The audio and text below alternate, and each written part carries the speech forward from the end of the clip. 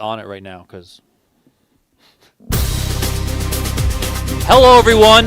Welcome to the second live stream from the PGT Mixed Games Series here out of Las Vegas. It is event number 2, $5,100 8-game, and we have none other than Johnny World Hennigan leading the final table, the final 6 players from an 89 entry field. My name is Donnie Peters. His name next to me, Kevin Gerhart, a 4-time gold bracelet winner. How you doing, sir? I'm doing fantastic. Ready for some big pots today.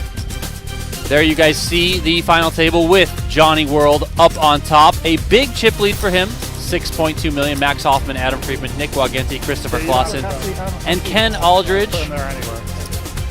joining Hennigan. 4 of the 6 players are gold bracelet winners. Some of them, like Hennigan and Friedman, multiple gold bracelets to their name. More than $120,000 up top. Everyone is guaranteed $22,250 in prize money. We are playing 8 games, so if you were here for us yesterday, we played horse. That was 5 games. Take those same 5 games, put them in the mix today, add no limit hold'em, add PLO, add deuce to 7 triple draw. We got 8 games. That's what we're playing, and we're starting it off with Pot Limit Omaha, the great game, as my friend Joey Ingram calls it. Yes, I'm very much looking forward to a lot more action today than there was yesterday with all these big bet games in the mix. As you can see, the stack sizes are very different than what we saw yesterday, where everyone came into the final table basically about even with 10 big bets at least. You see we have Claassen and Aldridge short at this table. They're looking to make some moves, especially in the great game of PLO, to try and build up a stack. Yeah, could see some fireworks here in those big bet games. No limit hold'em and PLO. Sorry. If yesterday's play and some of the live updates that we were reading through are anything to speak about today's play, I don't think John Hennigan's going to hold back. I never expect Nick Guagenti to hold back. He's always going to be in there gambling it up, so we'll see how today goes. Nick couldn't get enough. He convinced me to do a couple Badusi flips look with at him that. Before the tournament started. He's a gambler, just to man. get the gamble going. Why not? He is a gambler. If you are joining us on the PokerGo YouTube channel, let's kick it off with some likes. Hit that like button, please. Show us some love. As I say every single time, it is the truth. I don't lie to you guys. The better the numbers look, the more free content that we can bring you guys, because we can tell our bosses that say, hey, look at the analytics. Look at how much these guys like this stuff. So we got to do more free content. So that's the currency, right? Just hit us with a like and subscribe to the channel as well. We very much appreciate it. Help out the mixed game community as much as you can. Oh, yes. This is my life. Hoffman flopping the nuts with the ace, king, and queen of clubs against Adam Friedman flopping only 1 pair. Does Friedman want to fire on this flop? Does not. Checks back. That's a bad card for Hoffman, but the odds of Adam having a set or 2 pair that just turned a full house are quite low. Neither of these players really want to get into too big of confrontations at this point with 2 stacks that are quite short.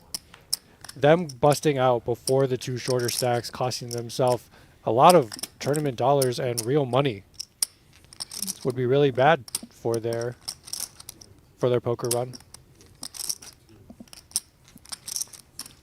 After 2 checks, Hoffman does fire on a bet very confidently, knowing he has the best hand with the ace-high flush. Hoffman might be a new face to many of you out there. Hails from Massachusetts, now living in New York City. Calls himself a trader and a professional poker player. Seems pretty smart, because in college he has a math major, minored in computer science, focused on statistics, probability, and risk management, which probably plays very well into poker. Very much so. He was initially started a career as a trader at a leading quantitative investment firm, but he left that to dive into poker. So So talking to each other now. It is? I studied. Limit hold'em, stud 8. Deuce. I'm not positive. Ken Aldridge sporting his WSOP bracelet. Every time you see Ken Aldridge, a.k.a. Teach, Yes, he likes He's, being he's called always Peach. wearing yellow, Yes. and he always has his bracelet on. Those are the two things that you can be guaranteed when you see Teach at a poker tournament. He's got the look. The only thing that's missing is a bag of food that he hands out to everyone in the poker tournaments. Here comes Christopher Claassen. So Guagenti limped in with the ace-jack 8-5 double suited. Claassen comes with pot, and it looks like he's going to run into it here. Claassen's got ace, king, king, 3. Hoffman's behind with ace, ace, king, queen. That is very unlucky. Obviously, we see 2 of the aces dead in Claassen and Guagenti's hand, and Hoffman still manages to wake up with the last 2 remaining aces in the deck. Claassen does get it in. Normally when you have kings in PLO, the odds of someone having aces goes up, but if you block one of the aces in your hand, those odds drastically decrease. Him running into aces of Hoffman here is very unlucky and very unfortunate, especially button versus small blinds. King hearts. Oh, king of hearts, shit. Everyone else getting out of the way here. So Claassen does call all in. He will be the player at risk here, trying to fade a 6th place finish. He needs hearts. He needs the last king in the deck, or they can chop with a straight that comes on the board. You know, 10 jack queen. I honestly have no idea what I fold. I guess he can catch a pair of 3s. Yep. Maybe he makes a wheel. Yeah. He's got some possibilities. chances, I mean, he's not dead, right? I mean, in PLO, the equities run pretty close, but this is pretty much the most dominated you can be. It's probably around 75-25 if I were to guesstimate. Looking for some hearts or some 3s.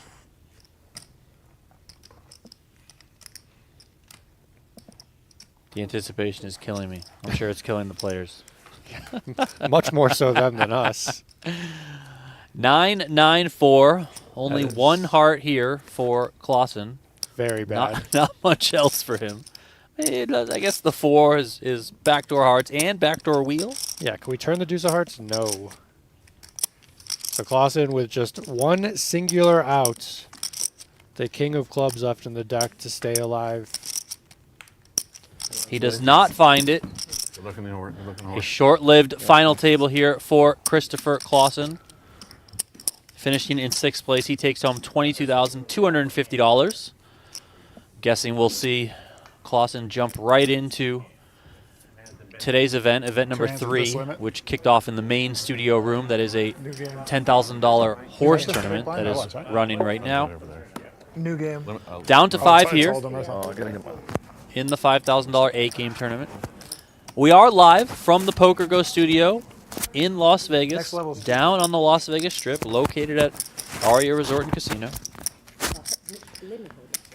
These final 5 players here came from an 89 entry field, played down to the final 6 last night, bagged up and came back here today. Switching the game now, a little hold'em action, limit hold'em. Yeah, not as much action as no limit hold'em.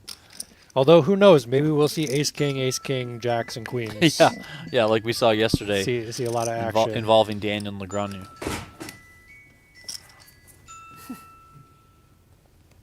A little jingle, huh? Who left their phone on?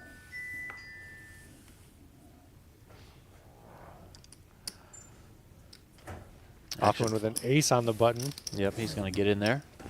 Fresh off taking out Christopher Claassen. Off, I guess I could. Friedman also has an ace. Slight advantage with the 8 over the 5.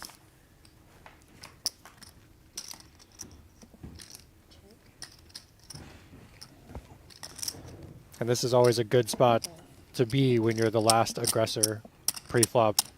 You have the most likelihood of taking down the pot with continued bets. Does Friedman want to stick around? No. Running good. I folded king fold. Can maybe consider that running bad. Hoffman takes that one down. 2 in a row from him. I had king 5. King 6. I had king 6. He's up to just about $3.5 million, as you guys can see at the top of your screen. The scoreboard presented by our friends at Monkey Tilt. But you still made it.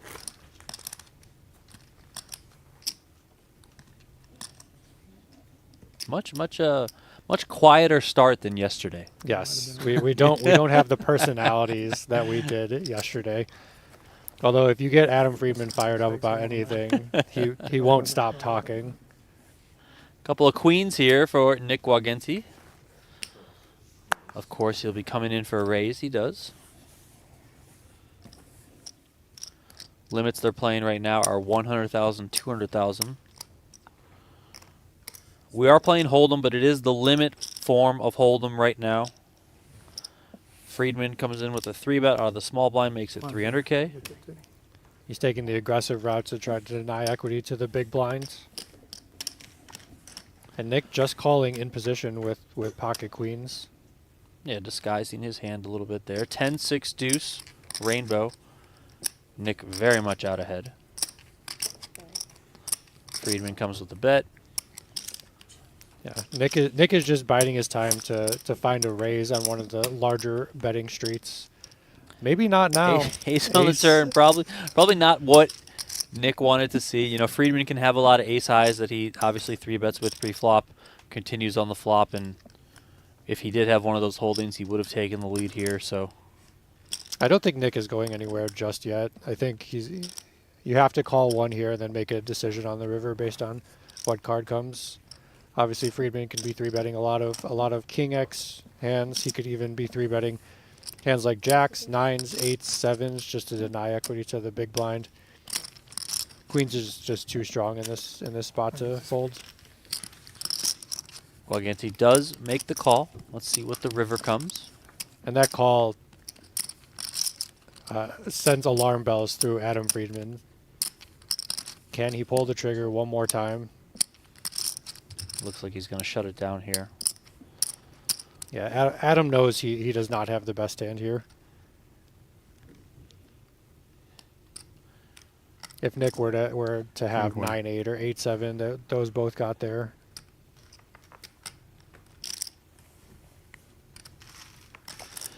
Guagenti checks behind, shows down those queens, takes down a nice spot here.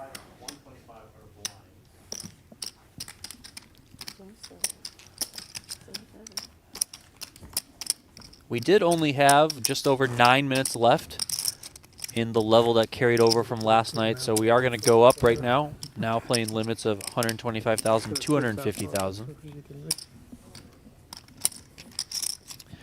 Nick Bingham in the YouTube chat, thank you very much for the donation. He asked, did Daniel join this event? Yes, Daniel Negreanu did play this event, busted yesterday. I think he made the final 3 tables or so.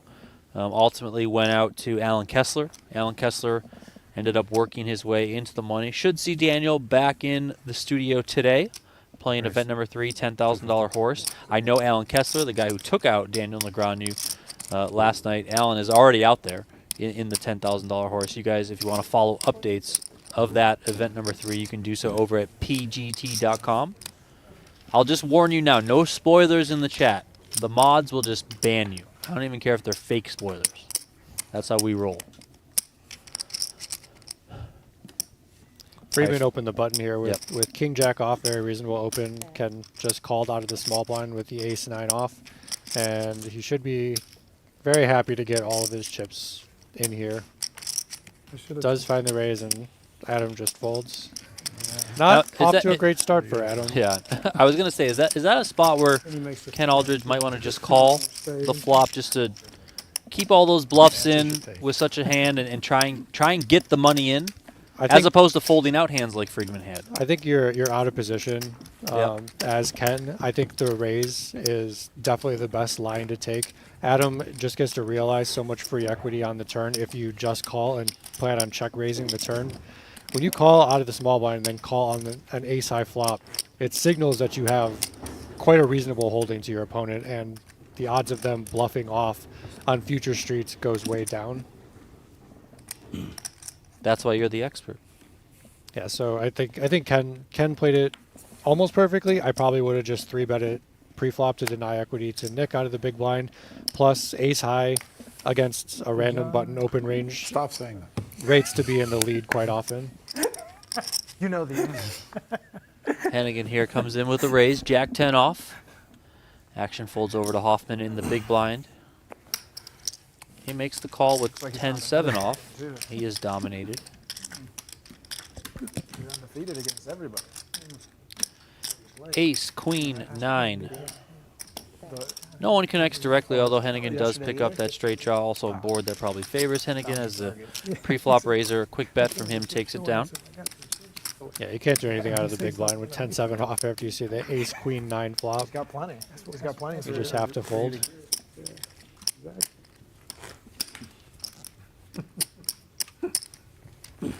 I expect Hennigan to play a lot like we saw Benny play yesterday, where it's gas pedal, gas pedal, gas pedal, just non-stop action, non-stop aggression. Try to use his stack at this point to bully some people, especially in the big bet games where you can put your opponent's entire stack at risk at any time during the hand. Hennigan is a 6-time gold bracelet winner.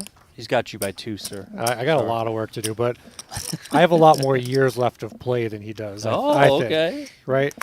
I don't know. He's got 20 years of experience on me. Hennigan might play till he's 95. I don't think he's ever going to stop. I hope to play till I'm 95 too. Hoffman, small blind to big blind, does flop the best hand with a pair of 10s. Completely part of your life. It's a pacifier. Hennigan not going anywhere yet with the power of ace high.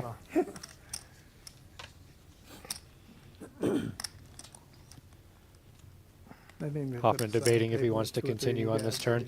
He has the best hand so often. I think that betting here is mandatory. And now Johnny World has to decide, is ace high good enough to make a call? He says yes. That's a great game. Evidently. It's a great game. Yeah, evidently. It's the closest game I've found to poker. Really. Yeah, just the skill and the math and The math the part of it. player dependence. I would love it if it's the math. It's the math. biggest part of it. It's Hoffman fires one more time, and Oh, then I- Johnny World gives it up. you math teacher. A believer That was my of Hoffman at this That's what point. got me in college. Stats. That's, yeah, You were my score. Math was always so easy. backgammon is So far today, although it is quite early, Hoffman's chipped up the most, added about 1.6 million to what he started with. Of course, At the table I was at. the about majority of one that guy's coming house when he spent busted money. Christopher Claassen in 6th place. picked it up like 3 years ago. I played it like 80 hours the first week.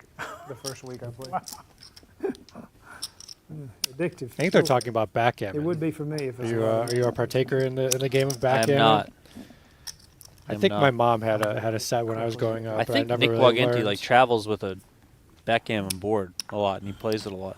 I could see that. I've seen him in the studio, not this series, but other series. Like it's set up on one of the little side tables, and he's playing on breaks and stuff like that. So I hear it's a good game to gamble on. yeah, Hennigan raising it up here. Jack 6 off, small blind to big blind versus Adam Friedman. Does Friedman want to commit another 125,000 of his 575? Decides to C3 cards, 450,000 chips remaining. No, not so much left. Can he connect with something? Hennigan connects.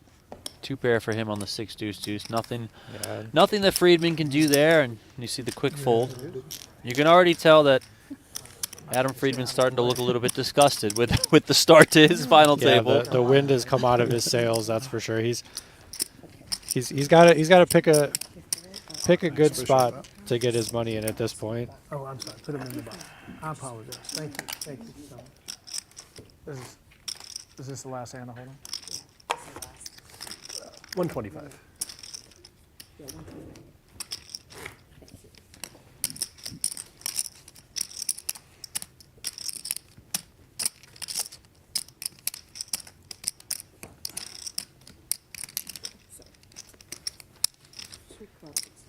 It would be really fun to see Nick show up and make another final 2, final 1, win the tournaments. He tends to show up and win one of these at least once a year, so why not start early 2024? Why not?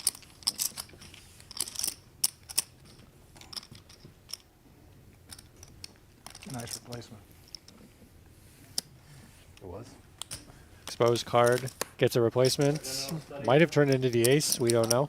Probably was the 7 of hearts, so it's I don't know, always always coming yeah, 7. I mean, either one works in that scenario because the 7 of hearts would have given him ace 7 of hearts. You know, obviously the ace is a good card to get. So Ken making a pretty tight fold out of the big blind with king 8 off in limit hold'em, only costing him 125,000 to win the 250 plus his 125 plus 75,000 from the small blind. He's getting a really good price to call, but decides to lay it down instead. game now switching over to stud 8 or better, aka stud high low.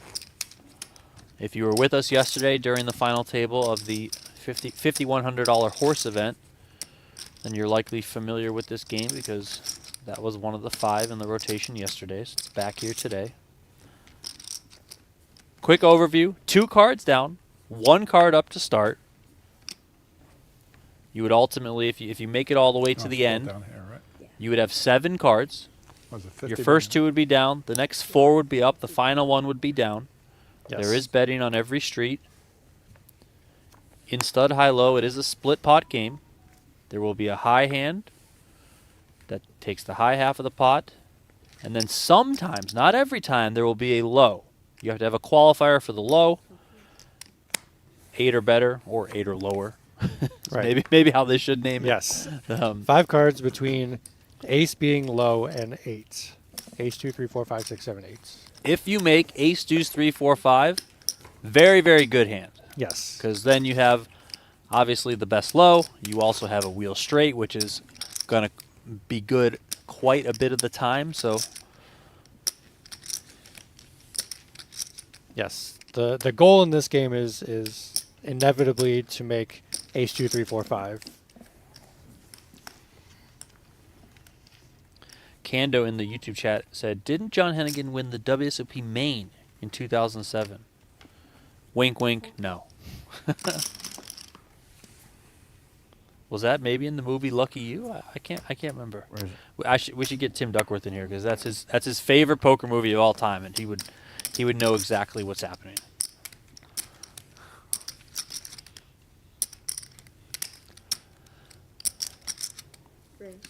Hoffman with the bring in. Is there any university fold for 7? It looked like Hennigan was the bring in actually with the Yeah, with the 7, 4, and then Got it. Friedman Sweet. completed. Guagenti 2-bet it, and now Friedman put the rest of his chips in the middle, and we're off to the races. Makes sense. And it looks like 6, Guagenti 6 has jack. 6s there. Yeah. That's what it looks like to me.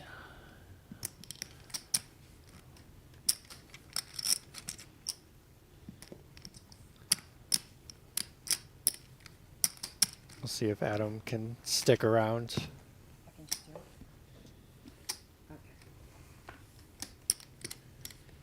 Oh, Adam has a pair of 8s against the pair of 6s. Running out clean so far. 8's still in the lead against the pair of 6s of Nick. Yeah, redeal that.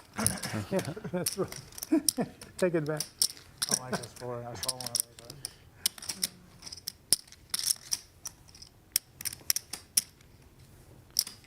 Adam, And no one's going to make a low on this hand, so Really quickly would be nice. It's all for high equity. Catching a 6 is a great card for Adam. It blocks the 6s of Nick, so Nick needs to make another pair, Hand in the studio or in here. and Adam needs to not improve his hand. And even though they are all in here, the dealer should deal this final card face down. Sometimes you see the players give a little bit of an extra sweat, Deal mine up. peel that card a little bit harder than She want to deal mine up. normally. There it is, 7th card, down and dirty. Pair of 6s, Yeah, no good. No Guagenti doesn't improvements. improve, so it doesn't matter Double check what. that too. Oh, he gets a 7 of hearts. 7 if of you were with hearts. us yesterday, the 7 of hearts is the final card in every hand. Every single stud hand, the 7 of hearts is the last card dealt. All right, so a little bit of a slow start originally for Friedman, but he does get that double up there, Yeah, more than double up. up to about 900,000 now is Adam Friedman. Yeah, Great. still below half of what he Amazing started how many today times I with. play these and I don't know the order. Yeah. I hadn't played it that much, so I have not played it much.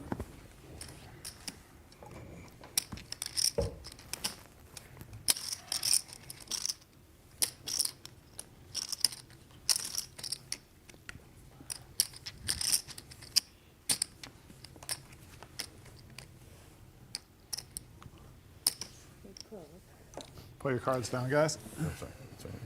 It is a little interesting how big these tables are compared to normal poker tables because they're all RFID and set up for mixed games. The dealer really has to reach across the table to put the cards in the correct location.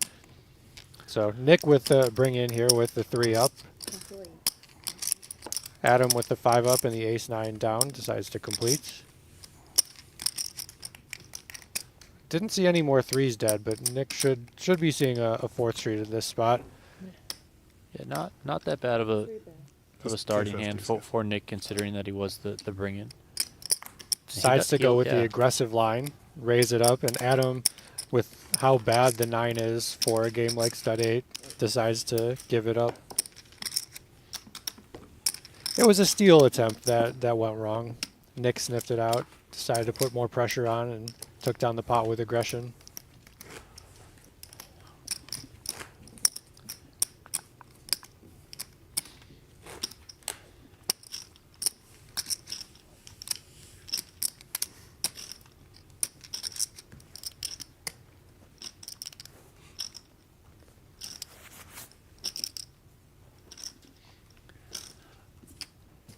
I'd like to see Teach get involved in, I think we need some more hands. some I think music he's, in the studio. Yeah, It's something too to, quiet after something to- yesterday. Oh, you can reach.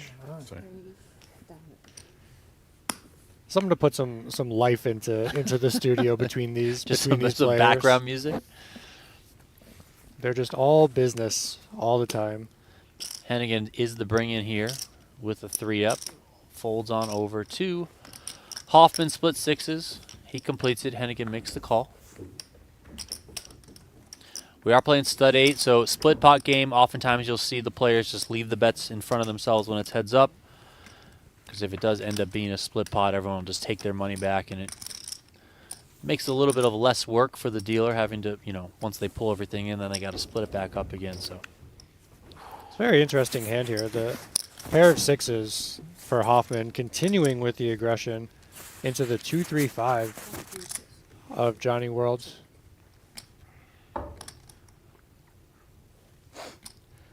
The equities are so close at this point, even though they both have 6 cards with 1 to come. The 6s slightly in the lead against the deuces. Hennigan rips off 2 pair here on the end, making kings up. Hoffman left with just his pair of 6s. And Hennigan comes out with a bet. I think Hoffman just gave off a little bit of a sigh. When you see a player act like that after sweating their river card, you know the raise isn't coming. And with kings up here, Johnny World knows that his hand is good, and he's getting the whole pot, just praying for a call.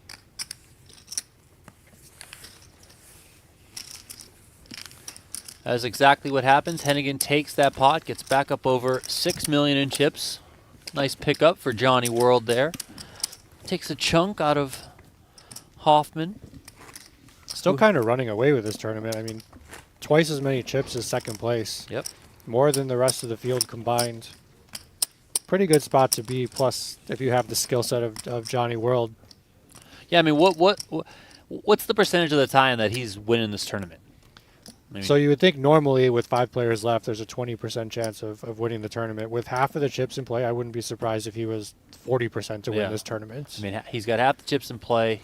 He's Johnny World. Johnny World. With his experience in all these games, you got to figure, like you said, he's very much the favorite.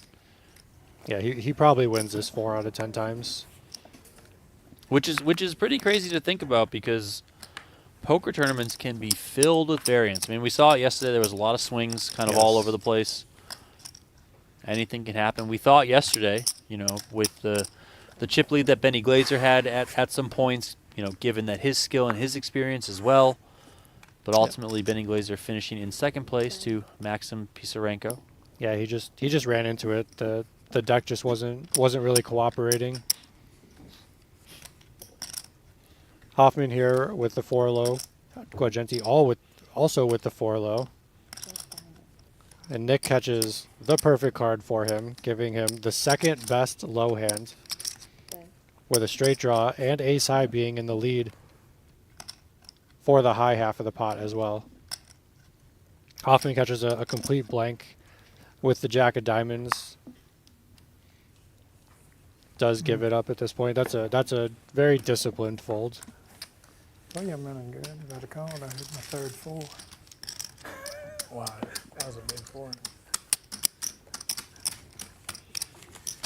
I love mixed game players. Yeah, Everyone is Captain Hindsight. Yeah, but if Teach would have called, it doesn't. That's not how it works. Like then everything changes in the Everything universe. changes. Yeah, the universe. You don't get that card. It's not how it works. No, it doesn't. I just like the fact that I'm running that good. People get disgusted, but I like it. Yeah. You know? The stars are aligned. Exactly.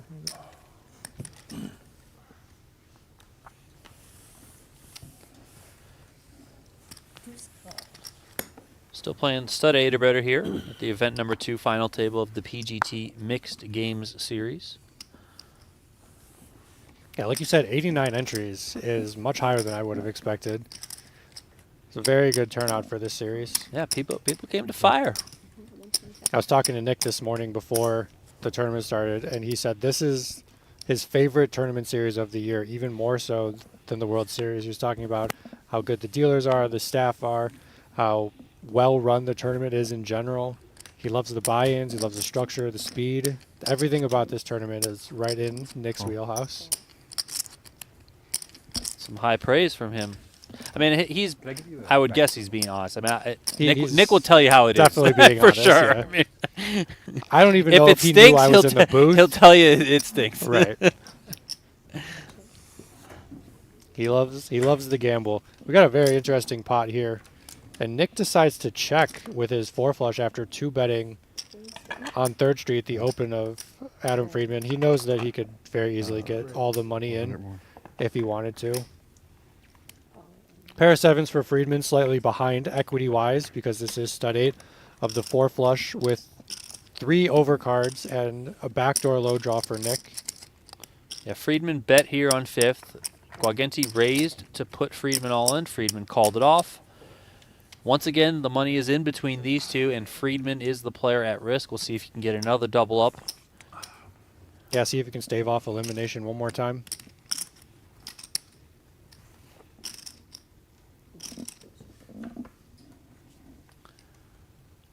Always coming 7 of Yeah, hearts. a third 7. Always a 7 of hearts. Third 7 over there for Friedman. And then Nick pairs his 8. So Nick needs an 8 or a club, and for Adam not to make a full house on the river. Anybody. Yo, can you deal mine up? I'm also a lawyer. Why do you keep asking crazy questions? Yeah, that's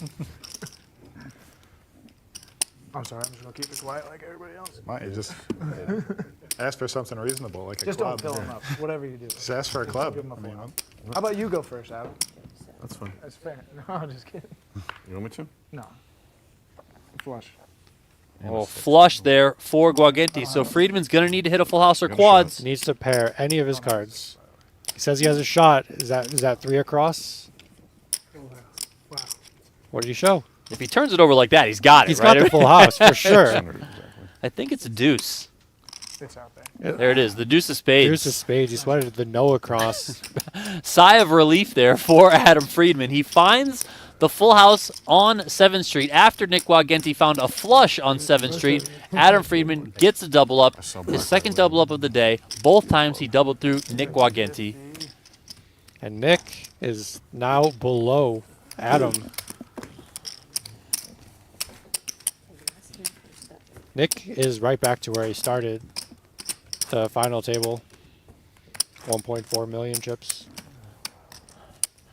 Ken Aldridge, you see him there in the yellow jacket. He is currently the short stack, just below $1 million for the man we all call Teach.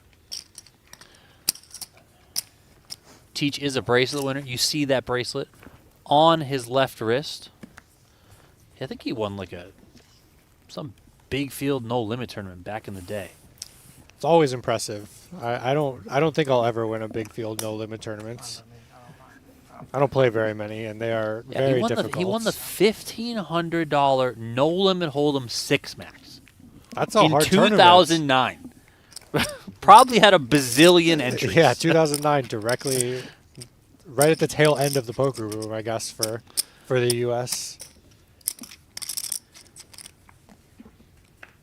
Nick brings it in with a 3, and we're going heads up with Adam one more time. Adam with the buried 10s catches an ace and decides to check. Nick has the jack in his hand, working only for a flush or a pair draw. Does pair his jack, giving him the lead in the hand. Very disguised pair of jacks against Adam's disguised pair of 10s.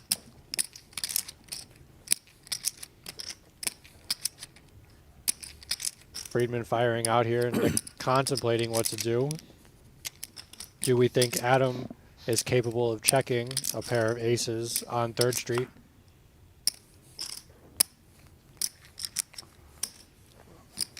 Does come with the call. Backdoor low draw, backdoor flush draw. That four of clubs would have looked really good in Nick's hand. Jack's up for Nick. Against a pair of 10s for Adam now. Giving him a pretty big hammer lock on this hand. Yeah, check there on 6th, going to 7th. Friedman gets the 6 of diamonds. Nick makes a 3rd pair, but that's not needed. One pair of jacks, good enough. Nick first to act with those pair of 5s showing, comes out betting. Really lucky, I think.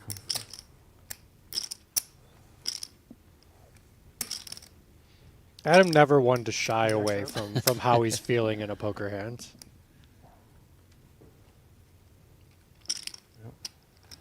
Guagenti going to show him all the pairs.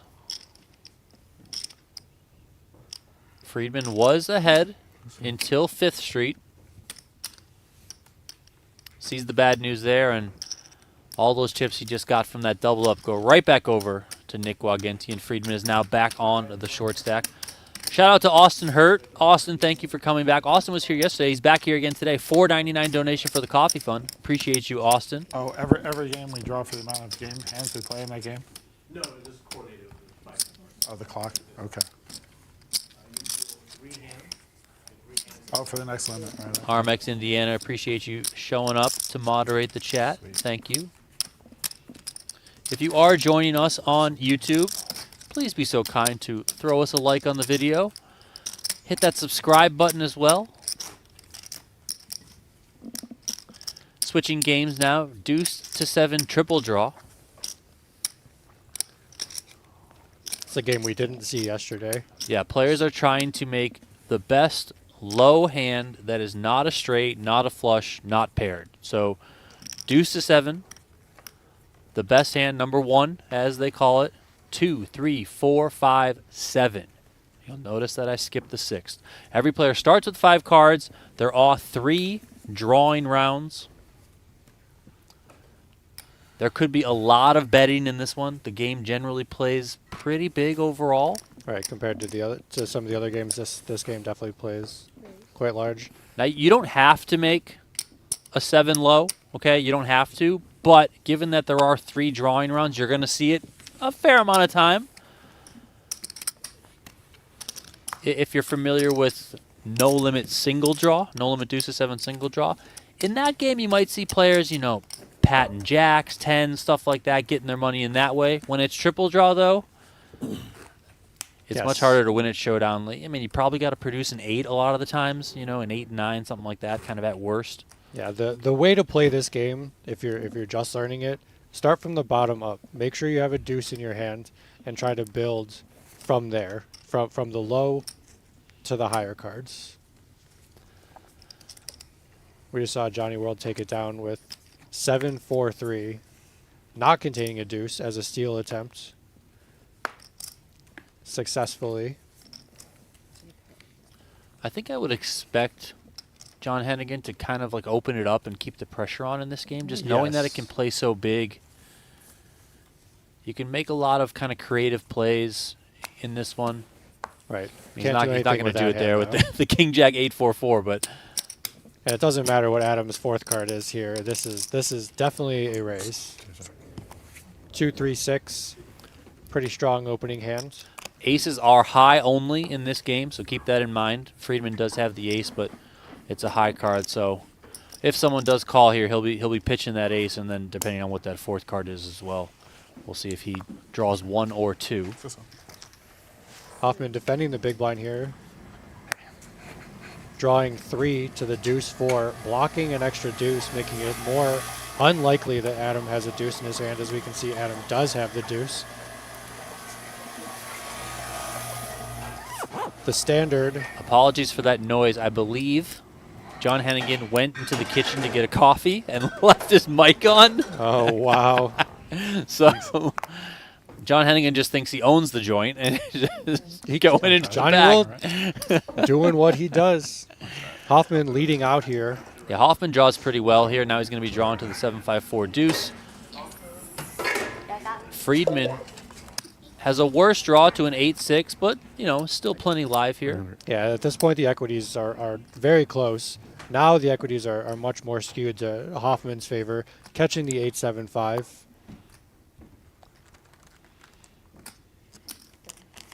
Adam pairing his 3. Is going to call, leaving himself 50,000 back. Still has outs. He doesn't. Hoffman's pat here. He's not going to be drawing any, so he's going to bet dark, and we'll see if Friedman can draw the winner. Adam needs a 2 across, and he finds it. He does find it. Look at that.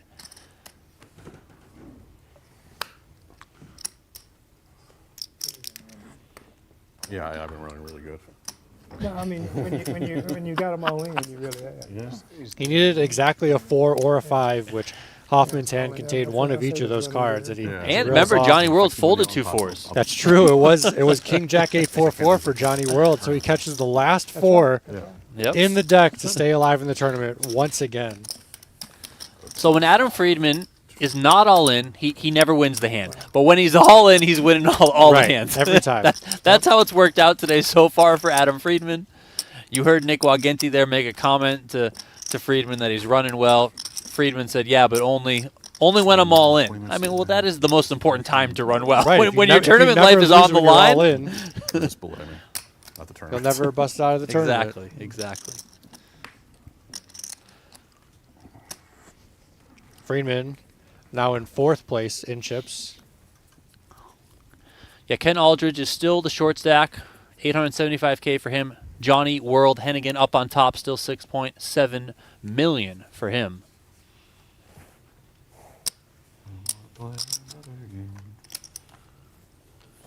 Right.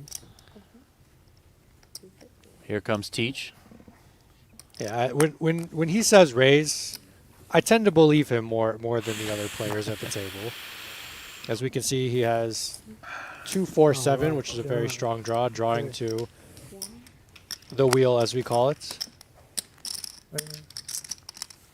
Hennigan, this could be one of those creative plays because he's drawing 1 here. Right, he's going to try and represent, knowing that he blocks 8s and 6s from being in Ken Aldridge's hand, put him to the test. I mean, Ken being this short, it seems like it's not going to work very well unless he catches bad cards over and over and over. I think you're just committed most of the time to just go with it. Come here.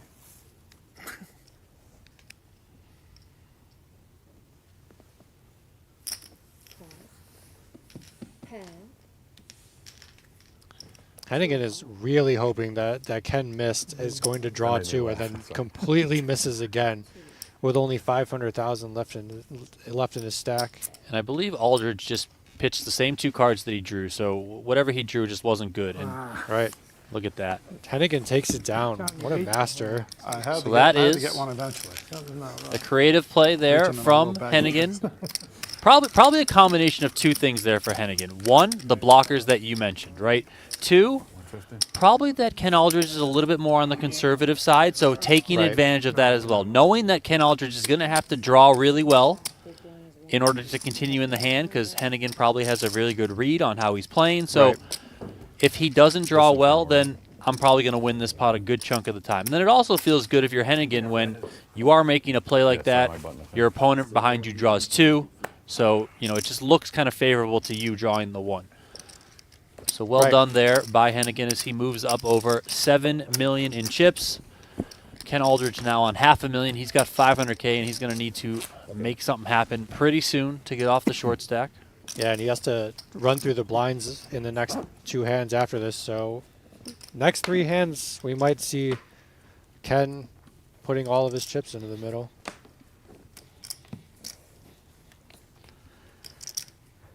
See if Teach can find some run good at this point.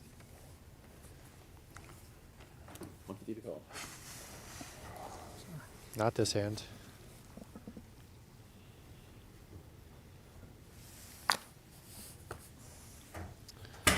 Aldridge out of there, Guagenti out of there. Action over here to Hoffman. Very on the button strong here, hand. and he's got to draw to the 8-6. He's in there with the raise. All right, here comes Friedman. He announced a raise, so he's going to be in there. He's going to be drawing to the 8-6-5-3. Pretty close in equities here. Very close. Yeah. It's no one has greater than a few percentage points at this point. The only benefit is Hoffman is in position and gets to see what Friedman does in front of him. One. Both players drawing 1. And Friedman counting out if he can survive the rest of this hand with the chips that he has in front of him. Friedman pulls a queen. That's no good. Hoffman pairs his 4. Also no good. But a 4 is better for Hoffman because it blocks Adam making a 4, which would improve his hand. It blocks him making a 4, maybe gives him a little bit of information that, you know, there's a little bit less 4s over there in Friedman's hand too. Right. Both players are going to draw 1 once again. Friedman now is going to pair his 6. He's not going to like that. Hoffman gets a king. He's not really going to like that. And there's 2 ways Adam can play this. He can do what we saw Johnny World just do and bet and snow and bet on the end. Decides to check and make a decision now against Hoffman, who's been drawing 1 since the beginning. And Hoffman doesn't have a hand that you want to pat behind. It should go 1-1 here. And we'll see who catches the better card on the end. One. Does go 1-1. So Hoffman pairs his 4s again. Friedman gets there with a deuce, so Friedman checks, and he's going to win this one. 8-6. Yeah. Well, Adam has been hitting his 3rd draws, which I mean that's what deuce to 7 is. A lot of the times these hands just play themselves. It's making or saving an extra bet at the right time. Adam obviously going for the check raise there on the end. Wasn't all in that time. That's right. Pretty big pot there for Adam Friedman. He's now up to 2nd in chips, if you can believe it. A couple of hands ago, he was all in. Yeah. Now All he's in up for over nothing. 2.2 million. He's 2nd in chips, trailing only Johnny World, but that gap between where Johnny World is atop the Well, that's what he leaderboard wants, and unless 2nd we're- place Adam Friedman is quite large. Yeah, as we said, deuce 7 triple draw plays a little bigger than the other games. We're going to see a lot more swings because it is not a split pot game. One person is going to win each of these hands unless they produce the same holding. Nick with a very powerful opening hand here. 7-6-5 deuce under the gun, going to raise it up. I was just there was a Brazilian crowd. I was in tears. It was brutal. It is. We are at 150, 300 now. Johnny World, 2-4-5-6. Another strong 1 draw. Decides to raise in position. No. That's that. Going to be an interesting spot here for Guagenti. He's going to be out of position to Johnny World. Yeah, as we Yeah. can see, 2 of the 4s that Guagenti needs to improve the strength of his hand are in Hennigan's hand. Both we players drawing 1. We have another 1-1 situation. Check. Expect Johnny World to bet this and then Pat What do you have, like $1 million? in position. $1.5 million? Check. Decides not to. Decides to break the 10 in position. The only cards that can improve him are the 9, 8, or 7. So the 10 was the 4th best card that he could have caught. Decides to play it slow against the 1 card draw from Nick Guagenti. Check. Pat. And after it goes check, check, Nick makes a 9. Pat. Decides to pat. I expect Nick to check here almost 100% of the time. And see if he can fade the draw from Johnny World.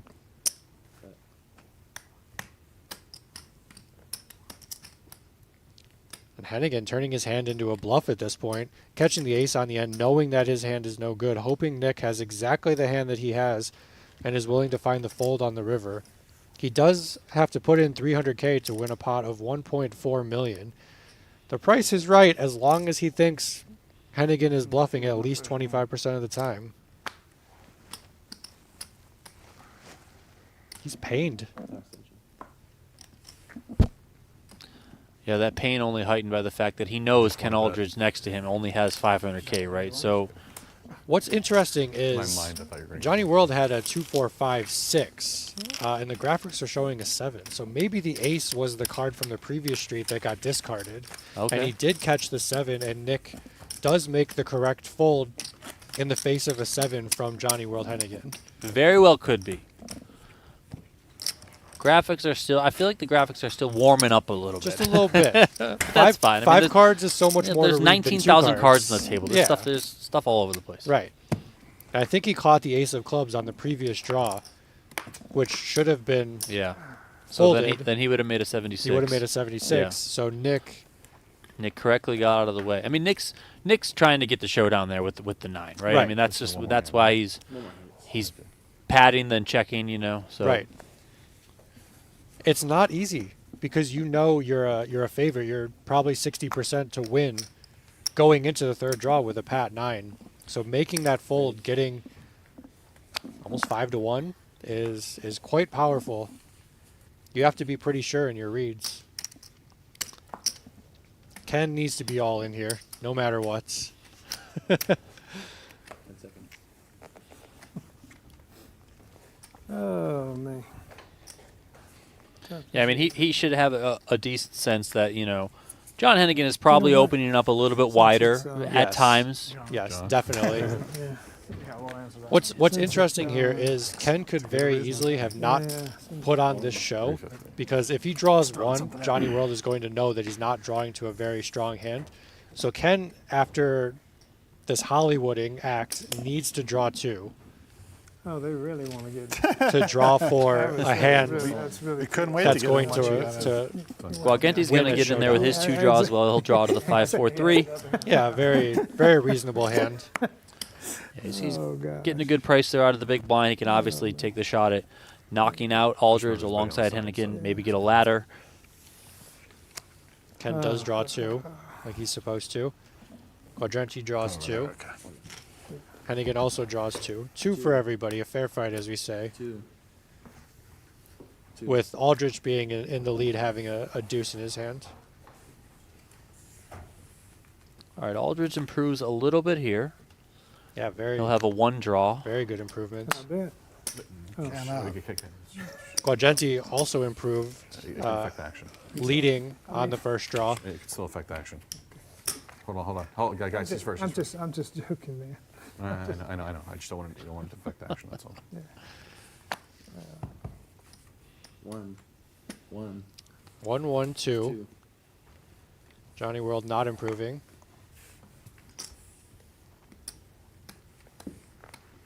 And if Nick bets this, Hennigan is just going to have to find the fold. Ken makes No, One more draw. Ken makes the 3rd best hand. We don't know the 4th card in Nick's got a hand, but he might have this main pot locked up at this Yeah. point. Hands up, guys. I win this one. I win. This one has been declared. Let me see if I get there.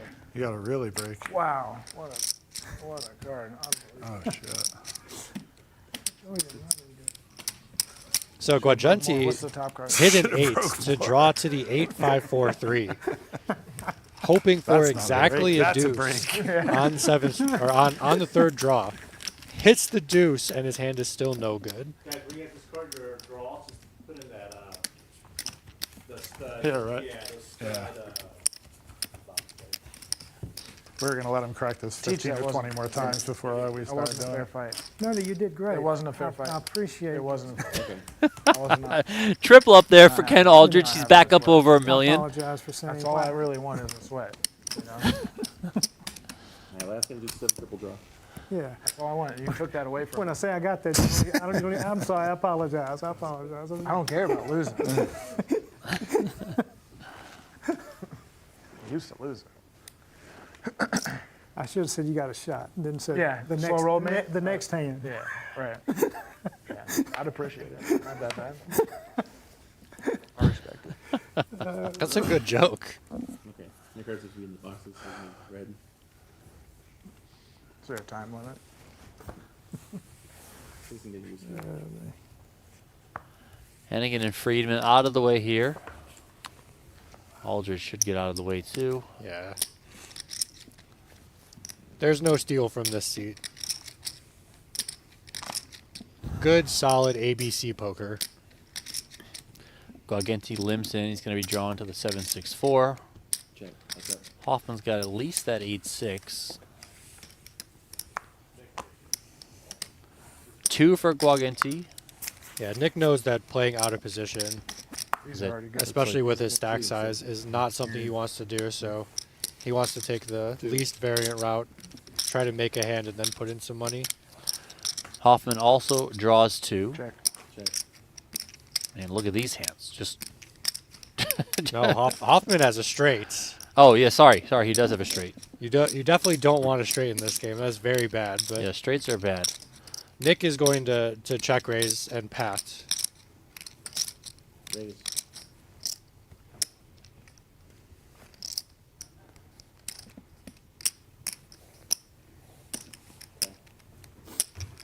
Hoffman makes the call. So in this spot, you always want to pitch your second highest card.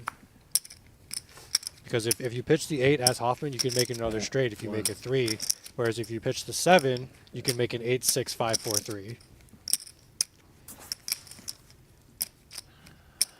Hoffman pulls in another 8, so he goes from making a straight to having a pair of 8s, and Guagenti comes out betting with his 8-7 low, and Hoffman can do nothing there but fold. Yeah, the 8's pairing there is a good and I bad think they said something about a card flag. for It him might be us. because it Yeah, we should get decreases down the to that. likelihood that Nick has an 8 in his The hand. first time I was on TV, they had movie people there putting powder on their head. Yeah, Swear to that, yeah. they powdered. 50, 75, 75? 50 Here we go, baby. No limit hold'em. The Cadillac of poker is here. Fire it in, boys. Let's go. I had a goatee back then. They also put mascara on my beard. They convinced me that it would look good. They were wrong. This is the final table of event number 2, $5,100 8-game tournament at the PGT Mixed Games Series. We have 5 players left from a field of 89 entries. My name is Donnie Peters. I'm alongside Kevin Gerhart. 75 call. Kevin is kind enough to provide his expert analysis here. A 4-time gold bracelet winner. Do you play a 8-game a lot? I wouldn't say a lot, No. just during the series. Yep. It's not really offered too many places around town. 150. In the mixed game that I do play, all of the 8 games except for No Limit Hold'em are offered in our regular mixed games. Got it. But we add on to that and play a total of 14, 15, or 16, depending on how we're feeling that day. Yeah. Friedman comes in with a raise under the gun, Jack-9 of hearts. Hennigan defends from the big blind with Queen-4 off. Neither player with a diamond in their hand, but Friedman does have a gut shot with 2 overcards, decides to play it safe and check back. Opens up the door for Johnny World to bet, decides not to. Sure. Johnny World with the best hand with Queen High. still has the best hand. I think if Johnny World checks, Adam is very incentivized to bluff with this card. It's very hard to find 2 cards from Johnny World defending out of the big blind that we can beat with just Jack High. 9-10 is a straight, 4-5 is a straight, 5-9 is a straight. Any pairs, I think we have to 10 seconds. find a bet at this point, blocking the 9. We could have a straight of our own. 275. 275. Does find the bet and the snap fold from Johnny Hennigan.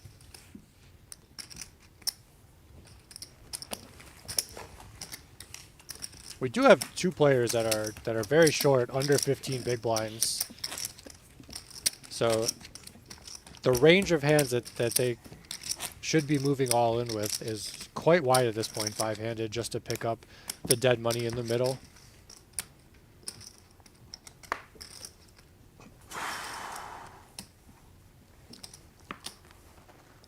Like to see what Ken does with a hand like King Jack offsuit. See if that's good enough for him. 8-6 offsuit, not good enough. Nick folds. Queen 4 suited could be a profitable all-in, but he decides to let it go on the button.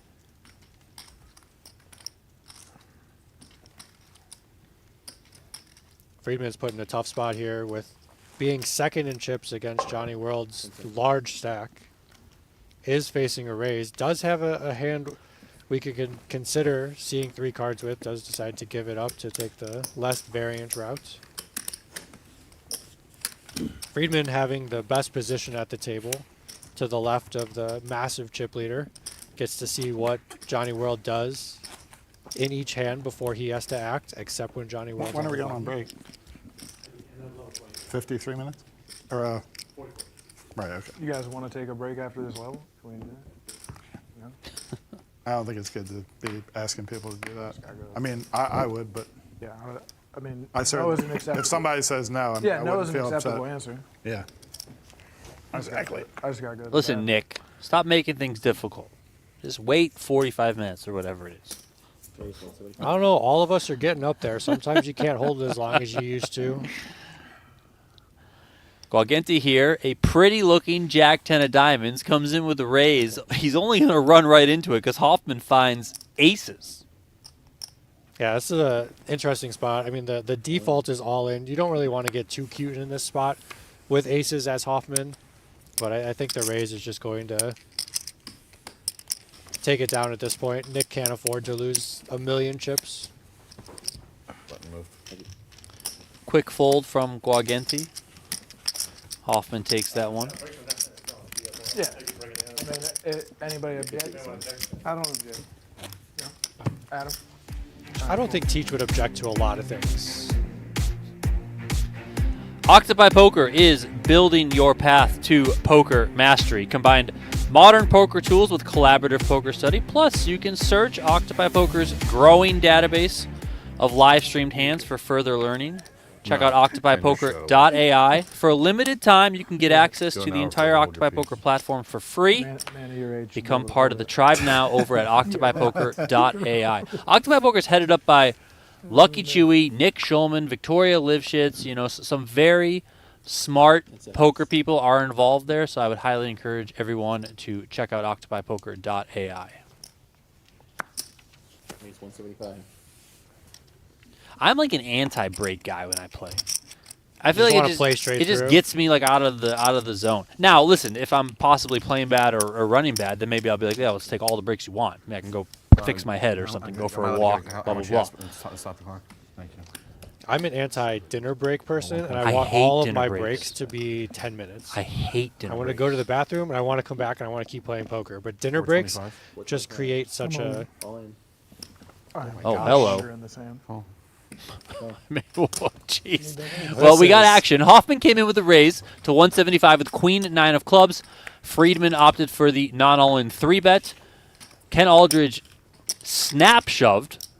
Yeah, there He's was all no in. thought there. Yeah, Hoffman out of the way, and Friedman with those 2 queens makes the call. Ken Aldridge will be the player at risk here. He's got ace-jack of diamonds. 32% equity against the queens for Friedman.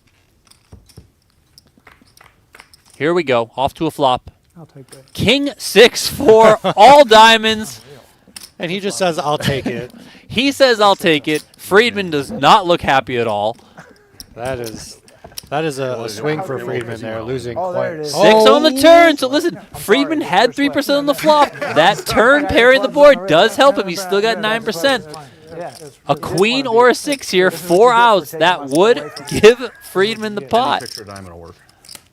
No, it won't. Yeah, it will. Any picture diamond will work because only the queen of diamonds is left in the deck. How much? King of hearts on the river. That is game. not what Adam Friedman needed. Trapped him. Yeah, trapped. No, Nine total. Ken Aldridge, a.k.a. Teach, finds the double up there. He does flop the nut flush and hold. Did have to sweat a little bit on the turn. Thank you. It's never easy. Stacks kind of flip-flop between those two. Friedman knocked down to 1.35 million. Aldridge up over 2.1 million. Yeah, Aldridge started the day with 600,000, has now built it to over 2 million Don't forget chips. about that. I won't use so Adam far. Friedman. That's okay. Max Hoffman and Nick Guagenti all in a kind of a folding race ICM spot for real money poker ladder.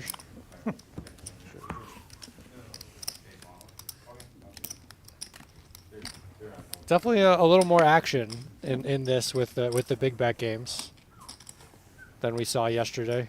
Oh, I'm pretty sorry.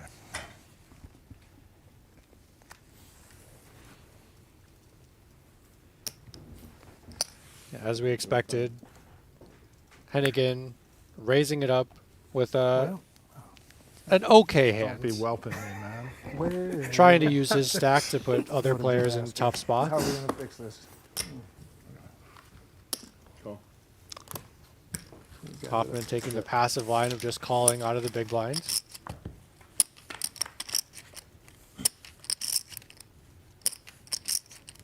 Another all diamond flop, the only diamond belonging to John Hennigan, who also flops a pair of queens. 6 on the turn, doesn't change anything. Hennigan, 89% to win this hand. Check. Check, check again. And the flush comes in. It is only a 9 high flush. He could lose to a number of bigger diamonds. Ten.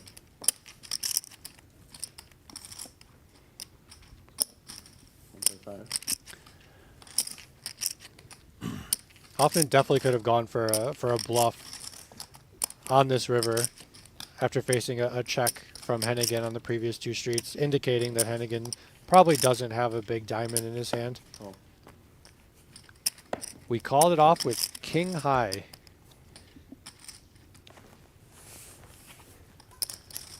I don't hate it, I guess.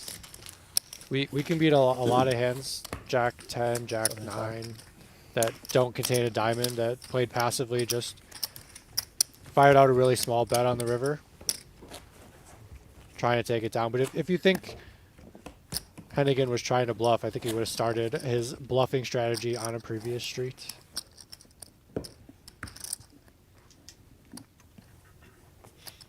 Hoffman now down under 1 million chips. Yeah, he is the short stack. You guys can see the scoreboard up at the top of your screen, presented by our friends at Monkey Tilt.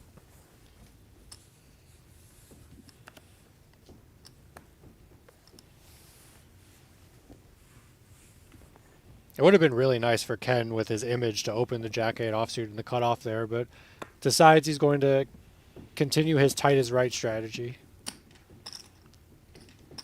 Hoffman with a king and 11 blinds. Should just be jamming this or limping this.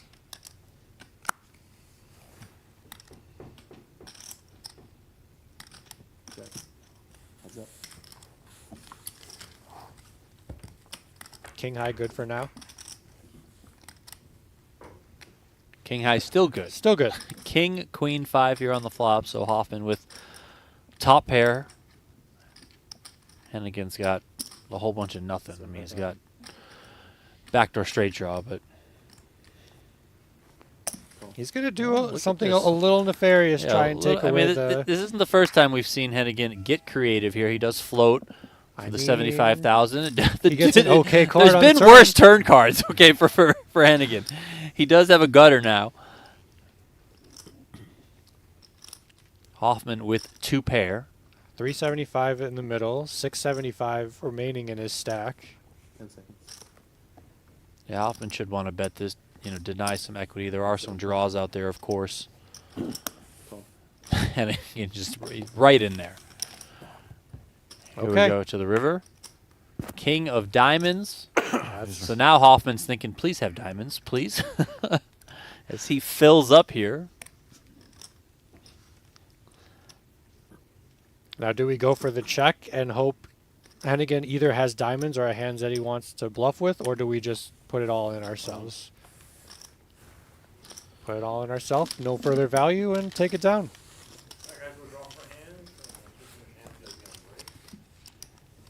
We're on break now? No, we play 2 more hands. Oh, 5. Okay. All right, 2 more hands left in the level. What's the options on the draw? 2, 3, 1, 2, 3, 1 through 4? When we get down to 3 thirds, we 1 3. And we change. All right, last hit, no limit, hold 'em. So 2 more hands left in this level. The players will go on break. We won't go on break. We probably Stream play won't go on 6 break hands in 5 minutes. because we have the power of technology. That's why we operate on an extended dynamic delay, so we can chop those breaks out as we go. So you guys can stick with us. 250. Appreciate all of our viewers out there who are tuning in on PokerGo, on PokerGo YouTube's channel and elsewhere. If you are on the YouTube channel, throw us a like, please. Just hit that thumbs up on the video on your screen. Just one more hand and then we're going to break. And don't forget to subscribe to the channel as well. Daily content every single day. We're gearing up towards the World Series of Poker. We're just about 3 months away from that, so That's exciting. Best time of the year. oh yeah. Aldridge here coming in with a raise under the gun. A little bit of a larger raise too. It's over 3x. Yeah. Friedman He probably has, plays a little old school Yeah. strategy of, I just want to win the pot right now. I'm going to make it bigger than I normally would. and Friedman's got, he's got a decent looking jack-8 of spades. You do want to defend a lot from the big blind these days in the big bet games. He is going to make the call. Heads up. Yeah, normally this would be a very easy defend, but against a raise of that size, he had to think about it for a little bit.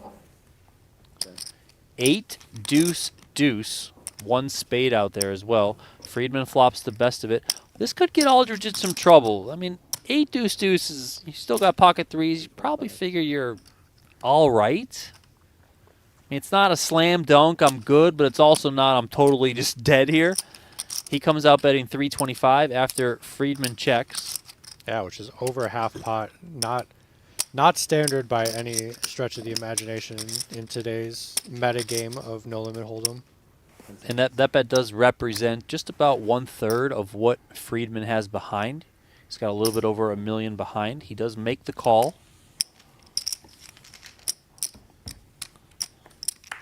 Turn card is the 8 of clubs, which is beautiful if you are Friedman because you now have a full house.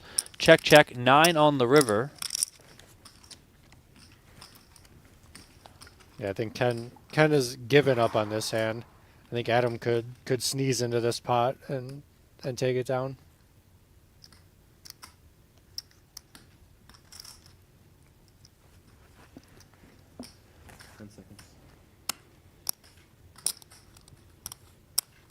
I wonder if Adam comes with something like 150,000. Yeah, just like super small. Try to get called off by a lot of the pairs that might be in Aldridge's range, maybe even some ace highs, stuff like Right. that. So if he was able to see Aldridge's hand, he'd bet like 100K. Yeah. He might even bet 75, just Right. the Just minimum. try to. Nope. He wants almost all of it.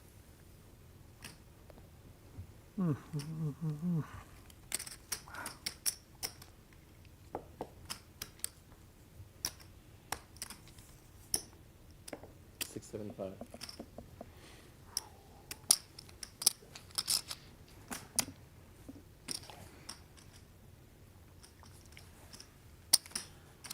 Feels hard to find bluffs here. I Yeah, mean, I think with the sizings on the flop. Sixes are good.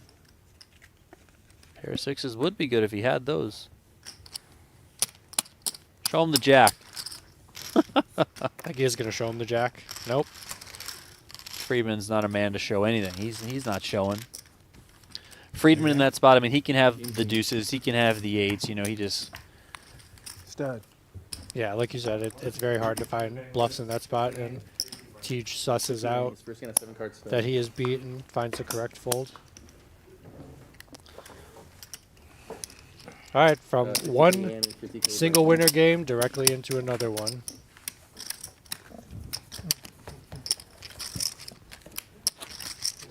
$153.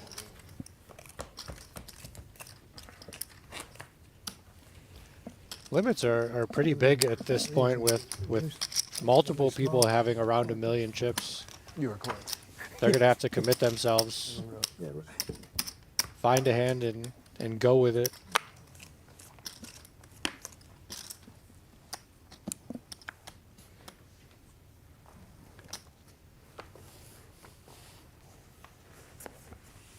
Deuce of spades bring in. Deuce bring in for Max, one of the people around 1 million chips at this point. Is still the short stack.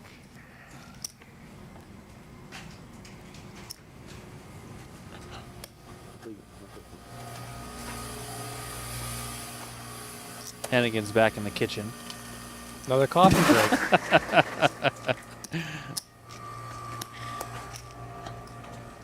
break. Guagenti takes that one down. Players going on break, we're not going on break, so don't go anywhere, even though these guys are leaving the table. PokerGo Play is here with a new way to win. Get in the game now with PokerGo Play, featuring sweepstakes poker that offers $10,000 plus in prizes to be won. They've awarded more than $100,000 in prizes to date. No purchase necessary. Play for free and start winning today. You guys can find PokerGo Play in Google Play, in the App Store. You can head on over to PokerGoPlay.com. Deuce of diamonds bring If you want to get in on the action, would encourage you to do so with PokerGo Play. All right, we're back here. Power of technology. Everyone's just back in their seats, playing stud. And Max with another bring in with the deuce. In this game, it's not as bad as Raz in the bring in, but you're pretty unlikely to be able to continue with the hand with a deuce showing. Just slowly dwindling away. 50,000 ante, 50,000 bring in, 200, 400 limits. Yeah, these limits are pretty big right now. As we saw yesterday, these games, one hand can swing chip leads.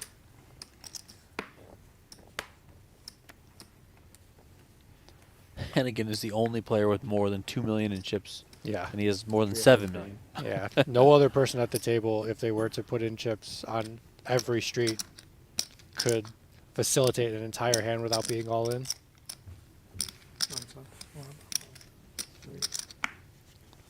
Guagenti pretty tight folds with the split sixes and an 8. Hennigan's just going to complete anything, try to steal, knowing that Friedman has to play pretty tight and knowing that Ken does play pretty tight. Oh, that's it. Ken taking a look with the Queen 10-3. Ace of clubs. Finds an ace. It's a very good card for him. And now has the betting lead, and he's going to use it. It's worked out. Take it down against the 7 high from Johnny World. Yeah. Sorry. I just lots of years of poker, just building.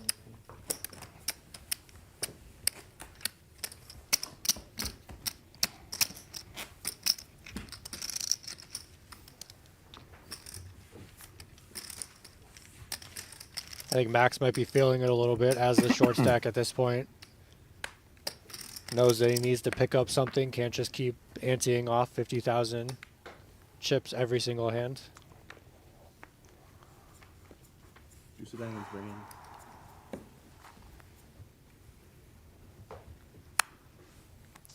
Nope. Not a playable hand for Max. Complete.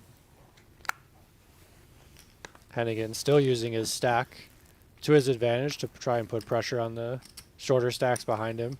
Yeah, and I think he's probably most comfortable playing stud.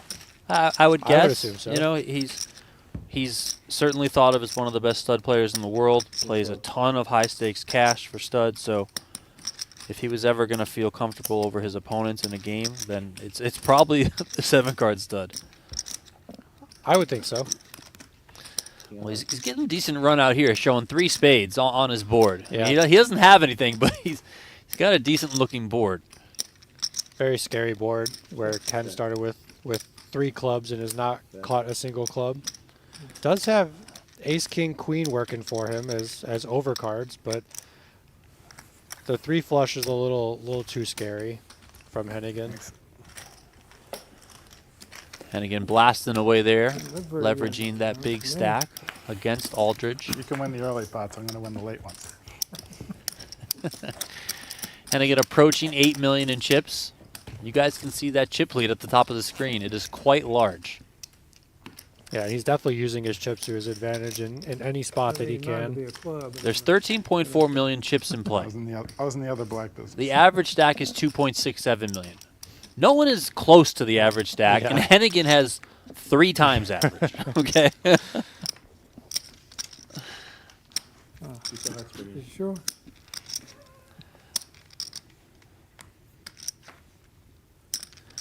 Aldridge here forced to bring in with the deuce of hearts up. Guagenti, very playable hand if you have some more chips, not wanting to run into Hennigan with a king showing. Knowing that the pressure is coming. He's not even looking at his cards. I mean, I don't.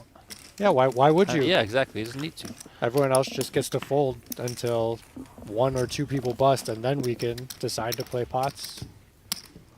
Yeah, and for these other 4 players, it's kind of just a waiting game. Like, you don't want to be the next one out, you know, and we're all so close in chips. Right. That we're just going to kind of chill. I mean, that's probably a little bit of that is why Guagenti's, you know, played a little bit more conservative than you might see him play, having the distribution of chips be a little bit different. Right. Yeah, cash game, 5-handed cash game, Nick is in there 100% of the time. Deuce of diamonds ringing. What was it? 50. Just 50? All right. Yeah. Oh, just 50? That's it? Oh, no big deal. I'll just raise after somebody completes. No big deal. Your stack is just 50. With your stack is like 50. It's like, Jesus, that much? That's right. Guagenti with the do a complete quarter? there. A very needed pickup. Getting him further away from Aldridge and Hoffman. Last.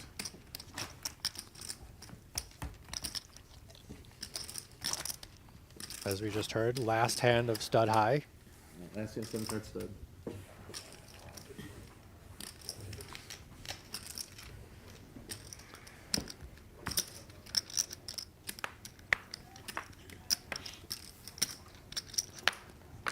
Johnny World's probably like, really? We can't keep playing stud? He's picked up quite a few chips this orbit without having to show down anything. He's won most of the hands, you know? Yes. Complete. Complete. 200. Ken's getting involved. What, this? Does Johnny World have something? Yes. Something he can Interesting fight interesting with. spot to get involved. And now, kind of going back to what you said, cash games like all day. You're in there with this hand, right? Yes. But there was 110 that was out there as an up card. There's a 9 that's out there as an up card. Everyone's kind of close. I mean, it doesn't matter for Ken Aldridge. He's just going to rip off a pair of 9s to start. Just the last 9 in the deck. No big deal. But, I mean, there's an argument to be made that you can just fold that hand to start because of the up cards that are out there where the chip distribution is. You can. I like Ken with it, especially with his image opening that hand though. Omaha 8 or better. Here we go. I don't know about here we go. I think it's going to be a everyone's going to kind of survive until the next game, and then maybe here we go. Don't really expect too many fireworks in this. We do play 7 hands of every game. That is the rotation. So even though they are 5-handed at the table, play 7 hands. These tournaments start 7-handed, so that's where that comes from. I'm higher, better. 1, 2, 4.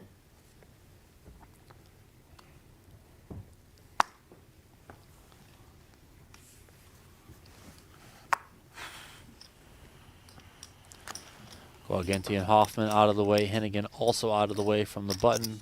Yeah, surprisingly, Hennigan has to give up his button to Queen 10 8 4 is not a good hand at all. Friedman wakes up with a premium Ace Jack 4 deuce. Ace deuce always good working in Omaha 8 or better with an extra wheel card and an extra Broadway card. Take it down against the That was Jack loud. Paducki. Usually are in this game. Friedman looks so dejected that he didn't get any action. Like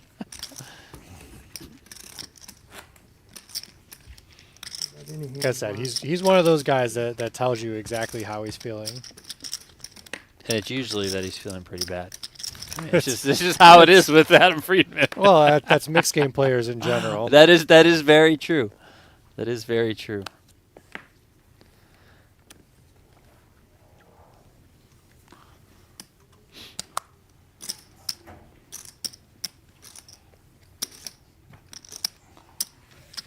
Hennigan laying down Raise. Queen, Queen, Jack, Deuce. Not a good hand at all, but with his stack, he could be applying some pressure. Friedman with another Ace Deuce. This guy runs so good.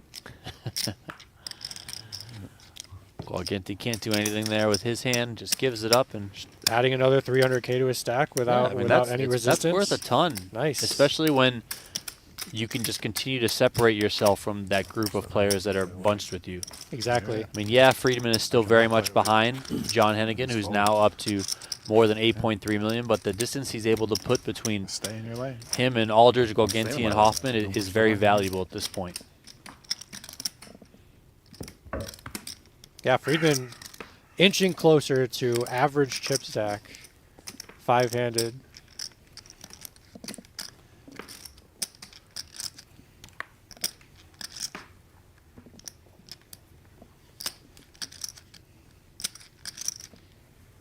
Oftentimes in this part of the tournament, it comes down to card distribution.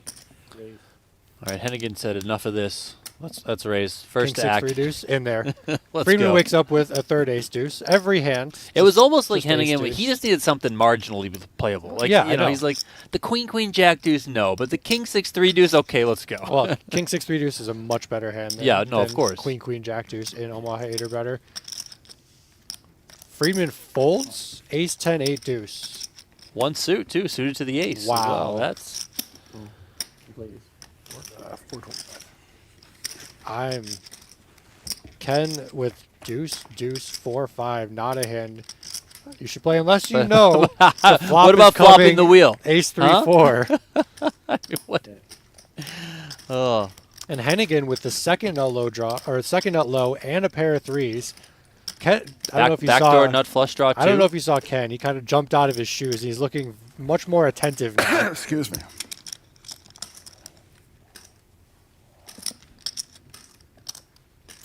You raise.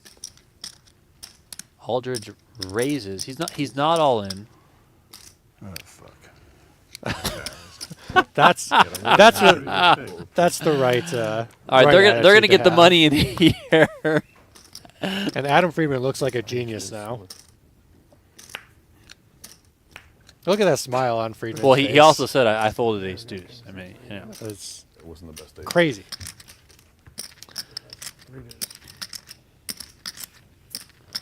All right, Hennigan has Ken Aldridge all in and at risk here, but Aldridge, of course, flopping the wheel with his 5-4 deuce deuce. Hennigan's got king 6 3 deuce. So Hennigan needs a 5 to take 3/4 of this pot to make a 6 high straight and a wheel. He needs backdoor clubs, running clubs to make a flush, or running cards to make There's a full club. house. There's a club. Okay, so he's looking for a club or a 5 to get some portion of this pot. No. Jack of spades on the river is not going to do it for Hennigan, so that means Ken Aldridge is going to double up. Exactly.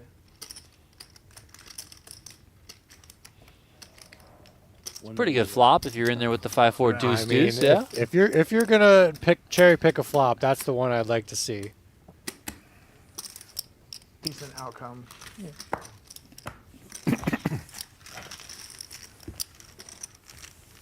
You were one off. Queen of spades, jack of spades.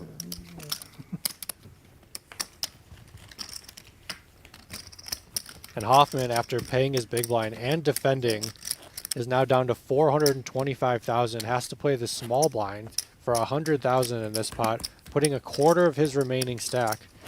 The good news for him is Omaha 8's a split pot game that is very good for short stacks. It favors them more so than the other games who are just one winners.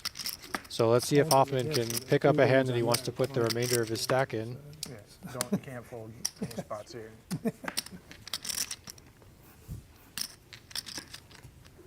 Aldridge is now over average stack with 3.2 million chips. Too many jacks in the hand for Friedman here. That's into the muck. Aldridge is in there, though. Ace, queen, 3 deuce. Very premium holding. Hoffman, 10-6, 3 deuce. I mean, yes, it's a hand we can go with. Do we want to gamble against Aldridge at this point? 425. I like to gamble in a vacuum. Quarter. All right, so Hoffman goes all in. Hennigan calls out of the big blind with ace 10, 5-5. Aldridge flicks in that, I think it was 25K more to make the call as well. Check. Not a very good flop for Hoffman at all. Ken just has a lock on this hand with an uncounterfeitable nut low draw and a pair of queens with an ace kicker. It's gonna be tough for you to lose this one. Yeah, it's going to be very tough for Ken to lose this hand. Damn, I had 3 hearts too.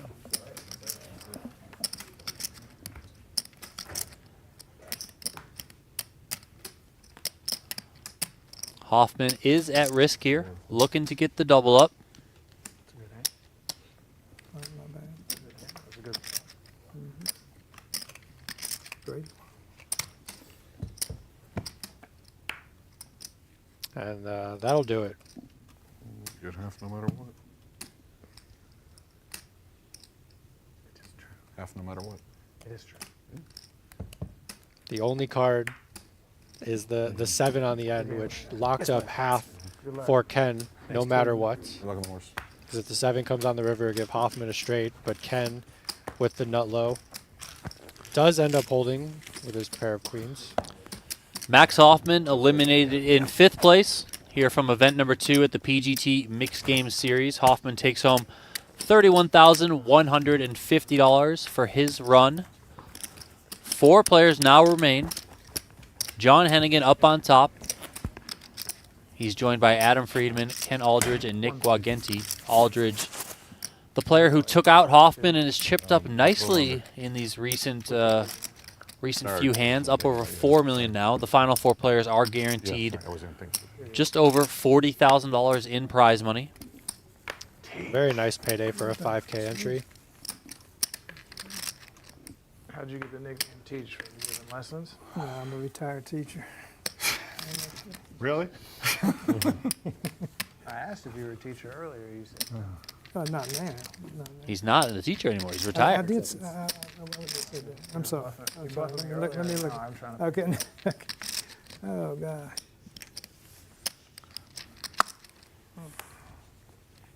Ken Aldridge spent 29 years teaching high school students. I don't know how to steal in this game. No. He then got into opening up a car dealership What'd you teach? in North Carolina.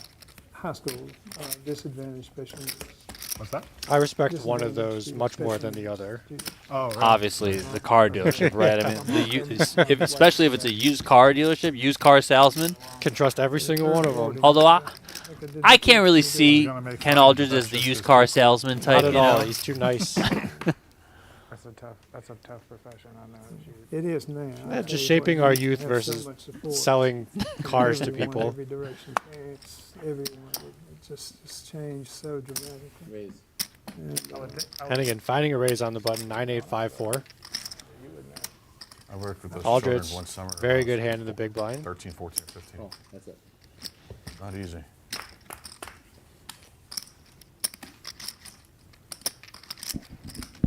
Much better flop for Hennigan.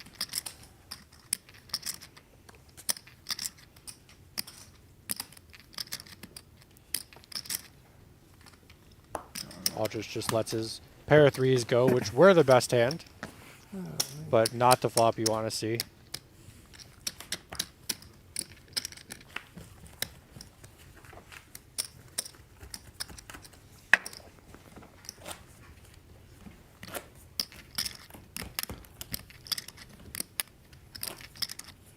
I think Friedman's demeanor has changed from when we were commenting about how he looked kind of dejected with his, 400,000, 500,000 chip stack. He's much more talkative now. Of course, of course. Got some chips to play with. Laddered up to at least 40,000. This is the final table of PGT Mixed Games Event number 2, a $5,100 buy-in 8-game tournament. This live stream brought to you by Mezcla Bars. Find out more over at eatmezcla.com. You guys can use the promo code PokerGO for 20% off your first order. Kevin, I still owe you a Mezcla bar, which I've yet to find because everyone is eating them at the studio. And I'm not just saying that. Like, everyone literally eats them all out of here. Like, they're that good. I actually did a little bit of research on them last night, and you can buy a variety pack on Amazon, which I might try. Yeah. As long as they're as good as you say they are. They're good. Remco, whenever Remco and I do a stream, he'll usually eat about 3. I'll try and limit it to 2, but it's often hard. Okay. Good and game change. Brought a couple home. My wife likes them. She'll often just grab one while she's running out the door to work. Yeah, very easy So- to grab a bar like that, eat it in the car on the way to work. It's time for some Raz. Switching the game up. Another variant of 7-card poker. This one was in the rotation yesterday for horse. Raz, of course, represented by the R in horse. 2 cards down, 1 card up. You'll ultimately have 7 cards if you go all the way to the end. Trying to make the lowest unpaired hand possible. Flushes and straights do not count against you in this game. So just try and make the wheel. Ace, deuce, 3, 4, 5. It's always the goal. It's much harder than it sounds, yes, okay? yes, it is.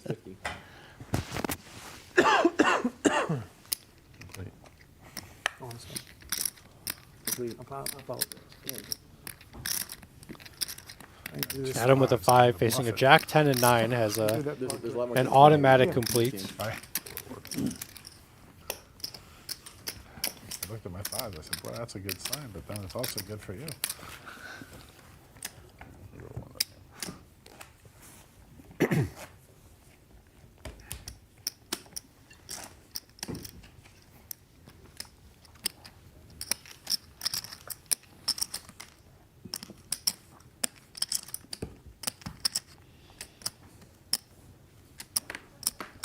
It is still anyone's game at this point. Raz is one of the higher variance games in the entire mix. A lot of big pots, and it's always a single winner game. There's always someone who has a board advantage and incentive to bet on every single street, which builds pots much quicker than in other games. Aldridge bringing in with a queen, Hennigan completing with 8, ace 4, Friedman folding. not Against high, right? Hennigan's range, 10-7 ace seems like an okay spot to gamble, but I don't mind At the end. waiting out the short stack of Guagenti at this point. protecting our stack is very important. Yeah, there is just about a $15,000 pay jump, a little bit more on the table right now. Each player is guaranteed $40,050. Third place gets $55,625. So 3 buy-ins would be chunk of added. change. Yeah, 3 buy-ins would be added if you do maneuver your way to third place. So if you are Friedman or Aldridge, sitting in second and third position, not going to want to torch your stack, knowing how short Guagenti is, and he's going to be the player that's going to really need to make a move sooner rather than later. Right. Hennigan, of course, can just continue to put the pressure on in a lot of spots. Yes, and especially in this game, he will do exactly that. Yeah, I'm sorry. Guagenti with the defense, with the queen deuce tray. I like it. I like it a lot. I mean, Nick knows exactly what he's doing in this game. He's very well versed. He's right. It did go in there. Yeah, I did. it's in there. Yeah. He's right. Yeah, he knows Hennigan can be on a steal. Doesn't necessarily have to have a good hand. He's also got the 3 deuce in the hole, so if he catches well here on 4th, Right. probably going to continue with it and ultimately go with it, Yeah. given where his stack is. Queens are new. Oh. Not with a pair of queens showing. He's just going to snap muck before Hennigan's chips even hit the felt. Yeah, that is not what you wanted to see. Cost him an extra $150,000 to call and see a pair of queens on 4th Street. Yeah, but if, in that spot, if you're Guagenti, you peel a 5, a 6, something like that, it's okay, let's go. Let's go. Let's just run out the rest of the cards Yep. and see if I can double up. Yep. See you on 7th Street. Hope I win.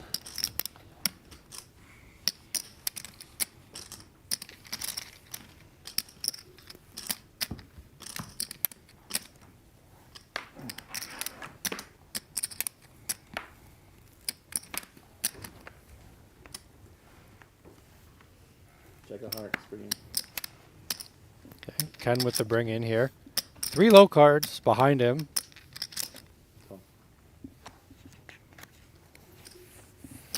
I like this strategy from Nick of just calling behind with an ace and a 3 behind. If it goes raise, whatever we have, we could decide to fold if our hand isn't as strong as we'd like it to be. Jack of Friedman clubs. catches Sorry, great. yeah.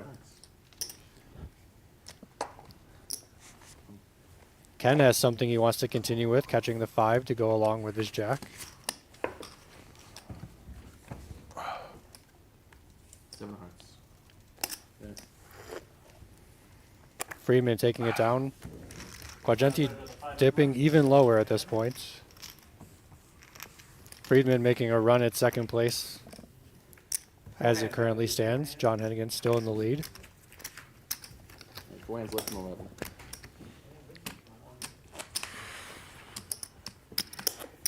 I mean, Friedman just picked up 700,000 chips in that pot. That is a great spot to be without having to get to a showdown.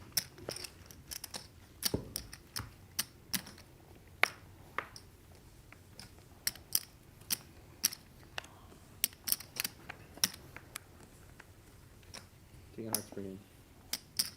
Hennigan bringing it in. Deuce 3-6 behind him. See who wants to play.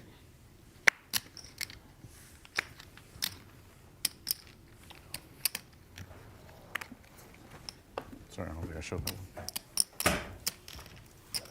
Friedman with a nice steal with the ace, deuce, deuce. 4-handed Raz, you have to play pots. You have to get in there. You have to steal. You can't just wait around for 3 low cards.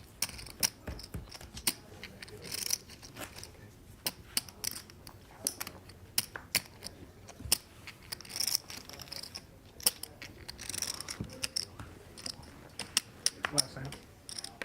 I got one more hand after One this. more after this. As you heard, 2 more hands of Raz. Jack of clubs bringing. Nick, before I look, how much you have over here? Before 5. 5? Okay, it's 5. Guagenti down to 500K after anteing off the last few hands. And Friedman with a very easy complete here. Cool. We will see 4th Street as Johnny Hennigan defends the Jack 7-4. 10 of diamonds. Both players catch an okay card. Hennigan's definitely better. Okay. Friedman pairing his 10 decides doesn't want to play anymore. 2 clubs in the hole. I know I didn't pair. Yeah. 51. Last hand of Raz here. We did not make it to a single showdown in the last 6 hands of Raz. I'm due a Raz win.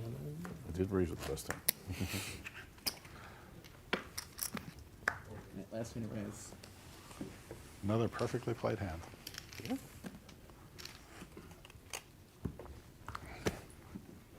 The aforementioned coffee. Might be tea. I'm not sure. He's just always got a cup with him. Hearts bring in. He's drinking something. Queen of Hearts here for Aldridge is the bring-in. Nick finds a hand he is willing to go with. Yeah, I think he had the 8 of diamonds up, so Yeah, it looked like it. 8-6 deuce. He's going to be going with that one. 10 seconds. Friedman, knowing that Guagenti is so short, might just want to put in the raise here and take his equity. Decides not to. And Nick picking up a pot that almost doubles him up without Game change, without but showdown. That is a fantastic pickup. What are these new limits? Buttons here. What is it? What's the new blind zone? That was it. It's going to be 50, 75, PLO. It's 51, right? There should be one more hand left in the level, though. So we have 4 hands, we have 3 hands. There's one more hand of this. So one more hand to this limit. Still that. No, one more hand of the pot limit of this level. At this First hand of level, this game. first game. It Oh, should be one more. 51. Same It should be level. 51. But he said there's one It's more hand. to this 51-1. limit. One hand in the level. This is 51-1. Yeah. Yeah, but he's saying Right. we're playing last level. Yeah. It's still 51? Yeah, Oh, okay. correct. What's the next one? I don't know. 75. 25. 125. 125 big. Oh, okay. I misunderstood. Sorry. We haven't played a hand of big bet in this limit. Is why This is the first one. First one and it's the last. No limit hold'em was that was last level, I guess. Because I thought it was 50-something. Yeah, 75. Yeah, this is the first hand. 1-1. One to call. Figuring out probably right, it's logistical probably right. issues.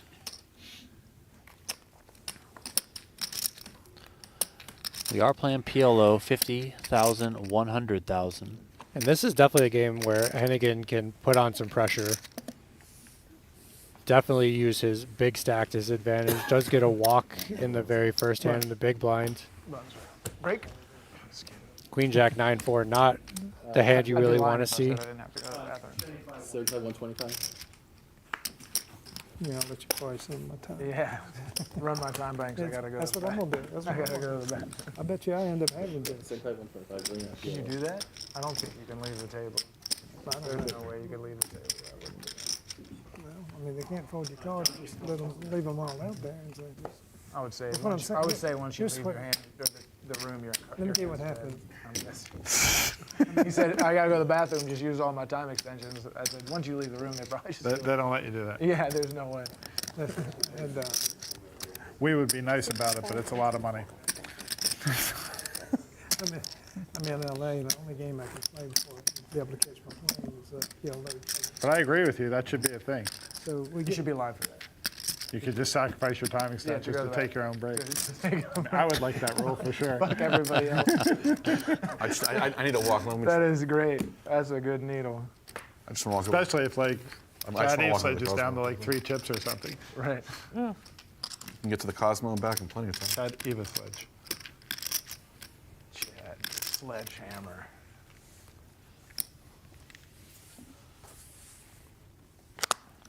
anyway, we get down to 2 tables in the PLO. Was anything exposed there? The Nothing. whole time. It popped. What's that? Young man next to him, the whole time's been drinking shots, beer. I mean, he's just been drinking all day. He says, Teach, come on, drink with me. I said, I can't drink. I don't drink hardly ever anyway. I certainly can't drink and play poker. You know, and well, we got down to 5 of us, and we all stuck 20,000 in the pocket and played the first and second. He said, "How much drink is in there?" I said, okay, I'll have a drink. Well, at my age, yeah, if I said at my age, if I drink, you know, of course, you know how big the blinds are now, down to 5 people. Yeah. we were having some fun. You know what they did? They stopped the clock every time I had to go to the restaurant. That's nice. That was great. Yeah, it's How already cool was chopped that? up. It's a little turn. It's a, Yeah, it was Friendly. it was I like- cool. Yeah. I like friendly poker. Yeah, that, I mean, I like that's what nice was nice. That was entertaining. nice about it. Yeah, there's a time and place. Hennigan's in there on the button. 6-4, 3 deuce, double suited. Yeah, you're definitely using his big stack to his advantage. Ken should be defending this quite often. Let me check these out again. I've already seen them. Yeah, he's got a queen jack suited. Some connectivity there with the queen jack 9-7. So decent spot to defend, especially when you consider, you know, probably how wide Hennigan is opening here on the button. Yeah, and Hennigan only opened for a min raise. If he opened for a pot size raise, you know, you could think about folding. Yep. Jack 7-5 here, so Very top two interesting. pair for Aldridge.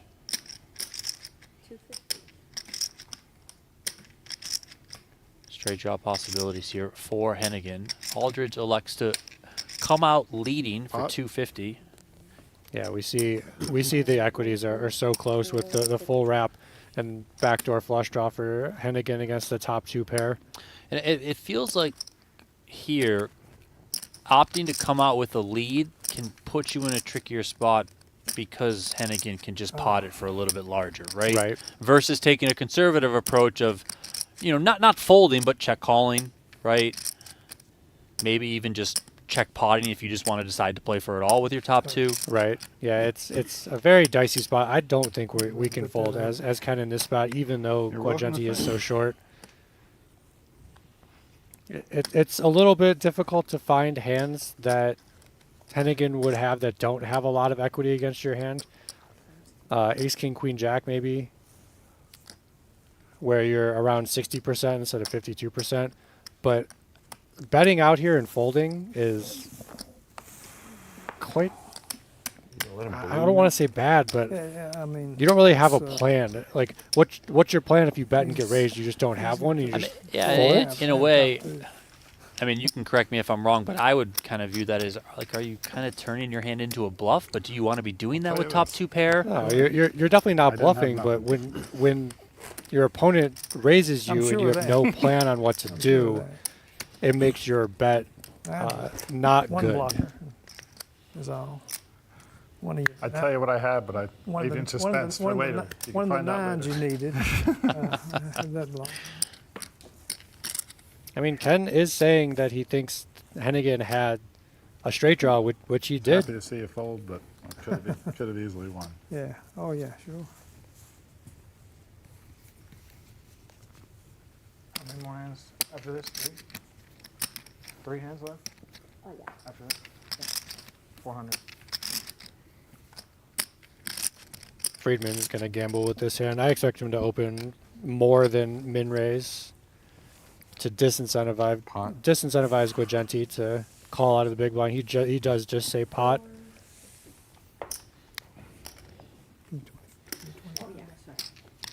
Does Nick have a hand that he wants to commit himself with? 9-9-8-7. Yes, he does.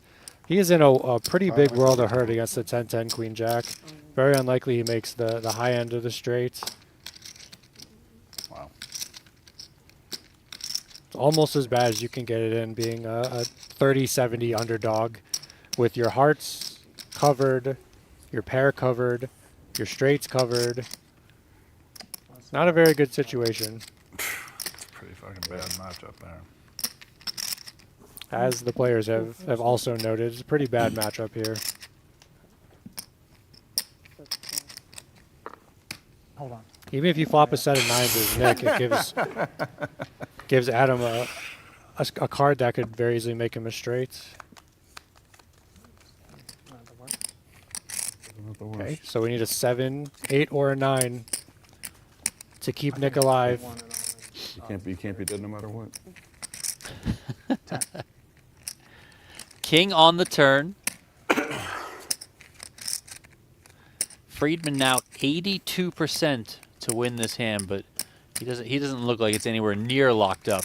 Right, 7 outs one time, Deuce on the river. That is not not going to do find it it. for Nick Guagenti. He is out in 4th place from event number 2 here at the PGT Mixed Game Series. Guagenti takes home $40,050 for his finish, leaving just 3 players remaining.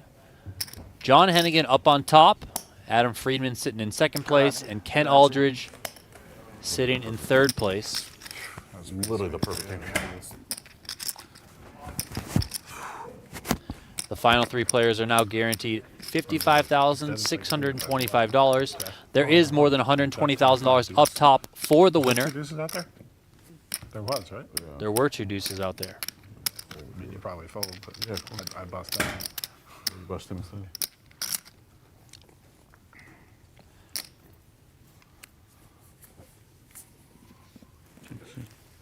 $125.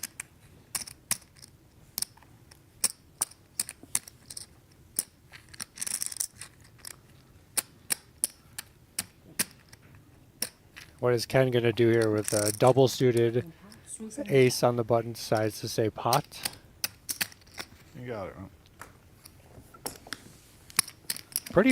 Pretty needed pot for Aldrich to close the gap between him and Friedman. Okay.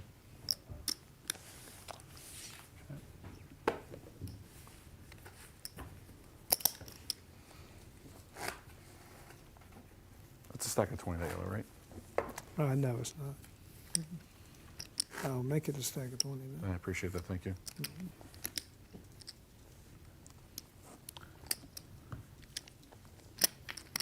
It was until I just put the ball in my tip. Another good way to not go broke. To have more than a stack of 20. Yeah. There you go.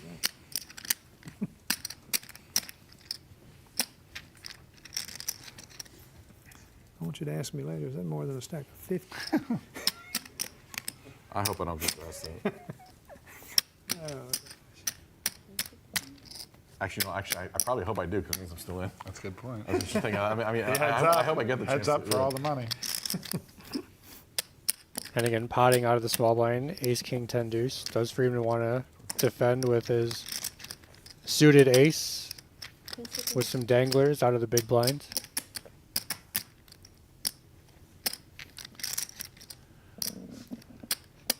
Trying to figure out if he's in a folding race with Aldrich or not. Try and jump up to 2nd place.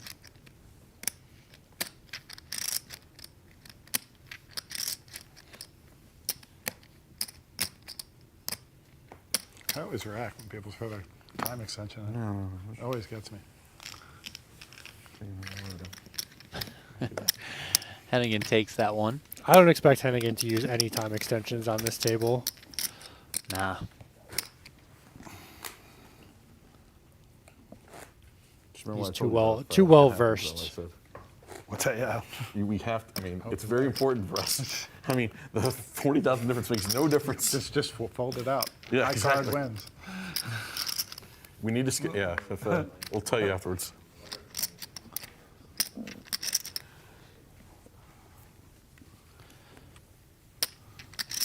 Oh, first.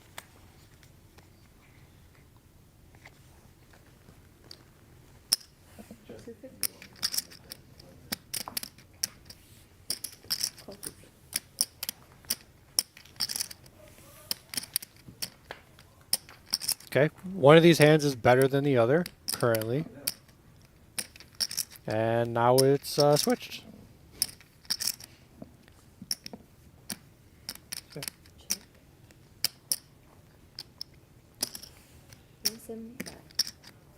Hennigan using the power of his big stack to raise the button, ends up flopping the best hand by far. Aldridge has to catch running cards to win this hand, decides to fold. All right. New game. Shouldn't have folded my 2-8s. I was about to catch 4 5s. That was a good idea. What game's this? Hold 'em? What is it? 255? Switching it up now. Limit hold'em. The limits will be 250,000, 500,000. So Pretty big. yeah, big now, Very especially when big. it comes to the stack of Adam Friedman and the stack of Ken Aldridge. Oh, jeez. Yeah. Sorry. 10-4 offsuit on the button for Friedman. All right. I expect Ken to play very tight in this spot. Johnny World probably going to pick up quite a few chips, quite a few blinds without showdown in this orbit. Power of big stack poker when your opponents are in a folding race for second place.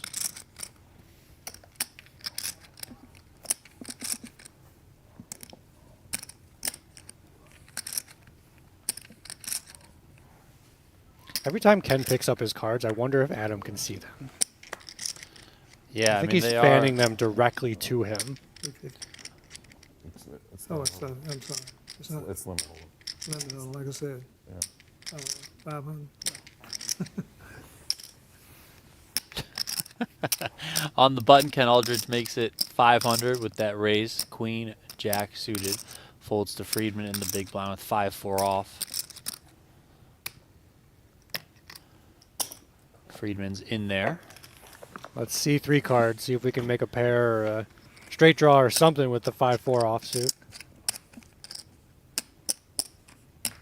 That ain't it for Friedman. King, Queen, 8. Also 1 spade out there. Check, bet from Aldridge, fold from I think Friedman. Aldridge and Friedman just switched positions in terms of chip stack. Yep. There it is. Updated at the top of the screen, the scoreboard presented by Monkey Tilt. John Hennigan still up on top, 8.7 million. Ken Aldridge now in second place, 2.6 million. And Adam Friedman rounding out the top 3, 2.1 million.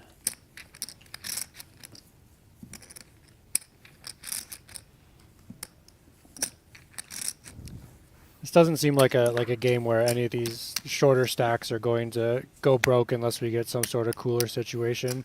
And obviously Hennigan's raising any 2 cards on the button. Finds a King 9, which is very high up in his range. Is Ken going to defend the Queen 7 suited? No. No confrontation here. And Hennigan with his any 2 card button raise takes it down.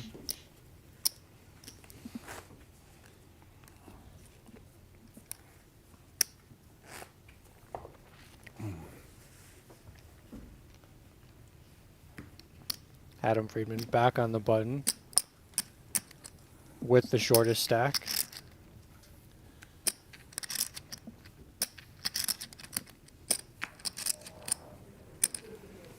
Does see a king, but a deuce means he does not want to play.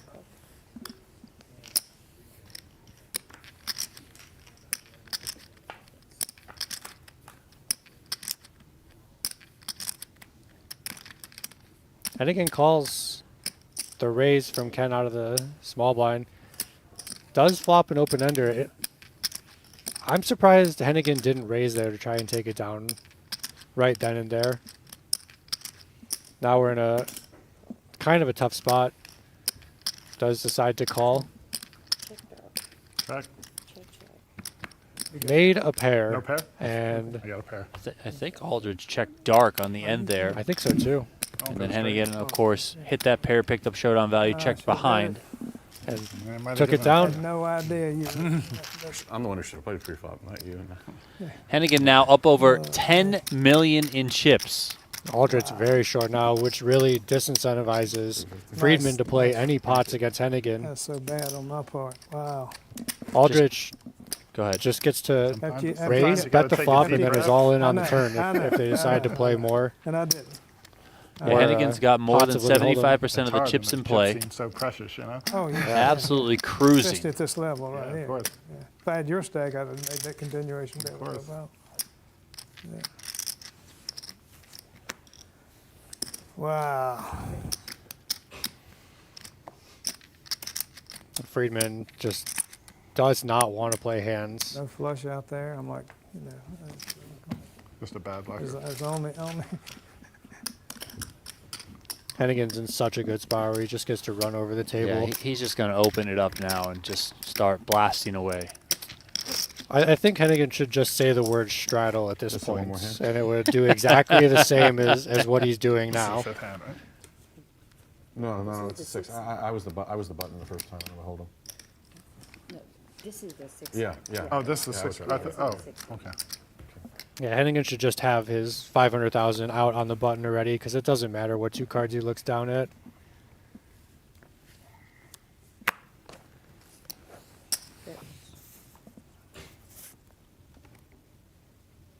Friedman not going to be playing. Aldridge not going to be playing. Aldridge just folds 250,000 chips, quarter of his stack.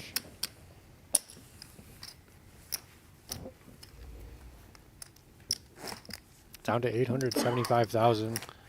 Yeah, Aldridge is going to need to take a stand pretty soon. Yeah, I mean, he's in the small blind now for 125,000 of his remaining stack. He has More if you I got think it in this here. is the last hand. one bet of and a half. Hold'em. This is the last hand Yeah. of Hold'em. Yeah. Friedman gets the button twice. And Friedman there, I mean, he's just handcuffed. And Aldridge just picks up the ace king. Bet it dark? Right. He raises The it whole up. 75? All right. He's going with it. Yeah. I got a pair, right? Okay. I'll do it too. These players are going to get their money in. Aldridge, what the happens. player at risk, but he's got the best of it. Top pair, top kicker with the ace king on the king 5-3 board. Hands are down. There Put the are jack 2 of clubs, clubs I'll be out happy. there. Give me us both a chance. And Aldridge has the king of clubs, so backdoor flush draw would give him the pot. Hennigan with a pair of 5s here. You guys can see the equities on your screen. 2-1 in favor of Aldridge as he tries to survive here against the chip leader, John Hennigan. Turn card pairs the board with the 3 of hearts. You're the best. Jim. Aldridge still out in front. That turn card means Hennigan needs a 5 and a 5 only to knock out Teach. Don't put a jack, whatever happens. That would, you're right. That would be a more. River card is the ace Glad of it wasn't hearts. jack on the turn. Ken Aldridge does survive. Gets a double up here, a much needed one given where he was in chips. Back up to 1.75 million. Ever so slightly ahead of Adam Friedman. Hennigan still very healthy on more than 10 million in chips. 50 ante still? We are 3-handed here It's not in 20. event number 2. 1.7. 1.7. $5,100 8 game 875, I'll at the step up. Are PGT you Mixed in Game there, Series. You Franklin? guys You're can the button, see right? the plaque there in the center of your screen. Stud 8 or better is the game we are transitioning to now. Thank you. Are you trying to get second? This live stream brought to you by our friends at Mezcla Bars. Find out more over at eatmezcla.com. Use the promo code PokerGO for 20% off your first order. Those Puff Crispy bars are darn good, if I do say so myself. Stud 8 or better, right?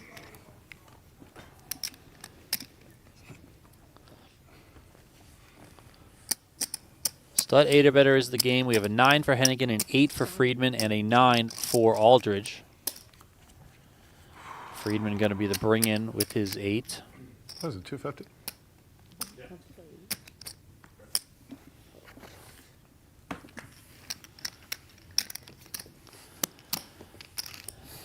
Hennigan completes and takes that one down.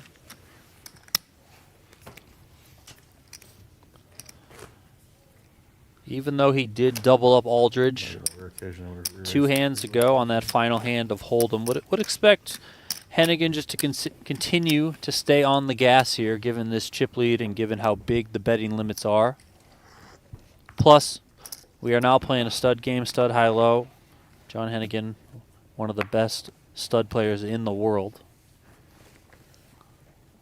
75, right? Yeah, he definitely has the most experience out of everyone left at this table for sure. He's going to get a lot of respect. Hennigan is the bring-in with 6 up and 2 3s in the hole. Aldridge completes with 6-5 deuce. Hennigan makes the call. Hennigan gets the 9 of clubs. Aldridge gets the king of diamonds.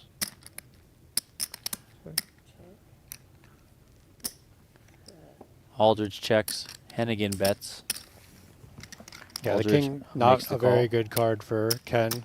Deuce of clubs there, looking pretty good for Hennigan. Aldridge does get the 7 of diamonds, though. He checks.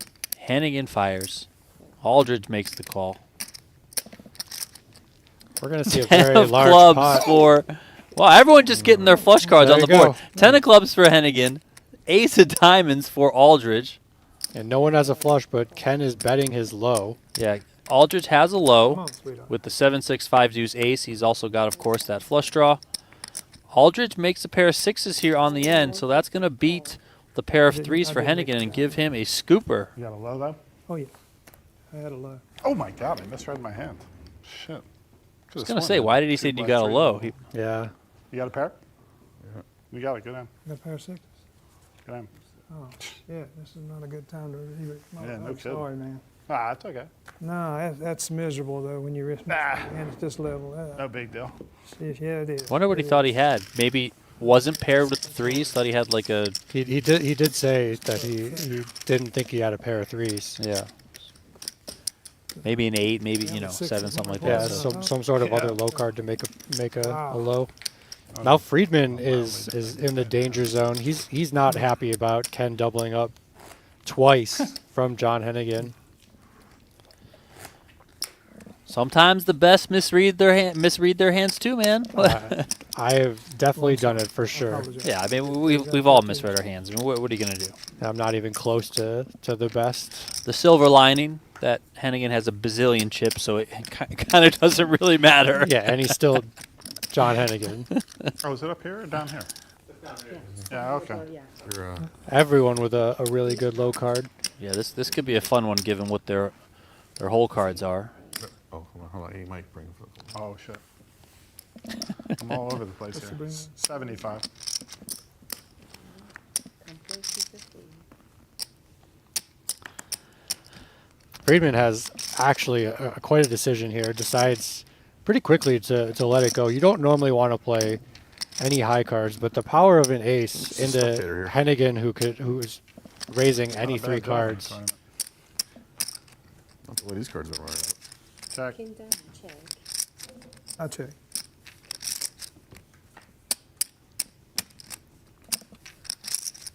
Yeah, Hennigan just gets to bet here and win most of the time. Not much Aldridge can do with the way his board is running out here. Forced to Yeah. fold it. Just a pair of deuces. Was Look the at best your hand. cards. You got an advantage.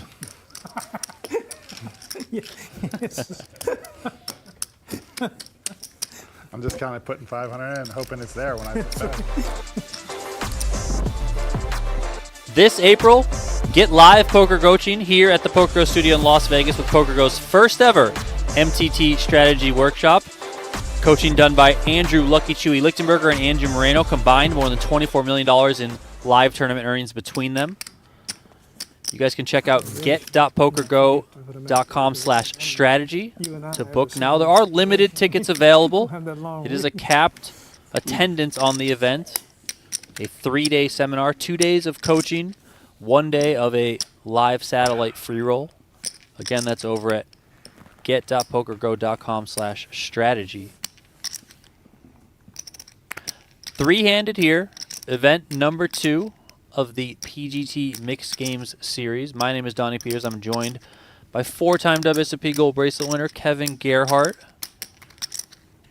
Grace.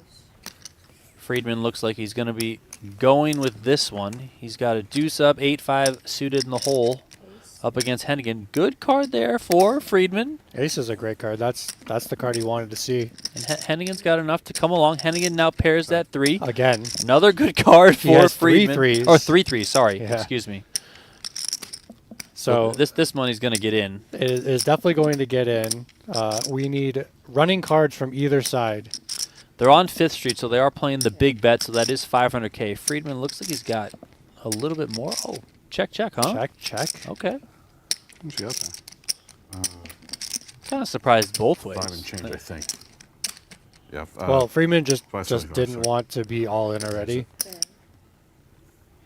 Now he's got no choice. They're going to get the money in here. Yeah. So Hennigan cannot Pretty good win play there. the Catching entire a pot. Friedman no, has no, the no, low no, half no, locked no, up no. with an open ender. If he catches a 4 or a 9, which John Hennigan has one of each of them, Adam Friedman will scoop this spot. Nice little free roll here for Adam Friedman. You got your sweat. A queen will not give Friedman that straight. So chop it up here between John Hennigan and Adam Friedman, and we continue on three-handed. Friedman still in the danger zone, very much so. For those of you watching on the PokerGo YouTube channel, thank you very much. Let us know where you're watching from in the chat. Don't forget to hit that like button as well. Give us a thumbs up, please. That hand specifically. Please, please, please. I hate begging, but I got to do it.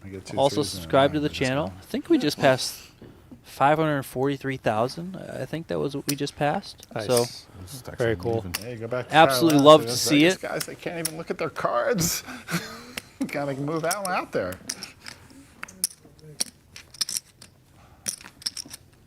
Complete. Complete. 250. Ken, move your ace in the I'm sorry, I apologize. Which one? I don't. All right, we got Hennigan versus Aldridge here. Hennigan with a disguised pair of jacks in the hole. We know Aldridge has the ace-6 up. Don't know what his hole cards are just yet. He's got those jacks in the hole, does Hennigan. He's also got 3 clubs showing. Aldridge still betting into the face of 3 clubs. Seems quite strong. Maybe he has a pair of aces.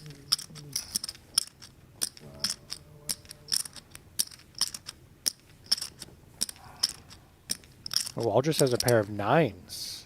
So we started with ace-9-3. Yes.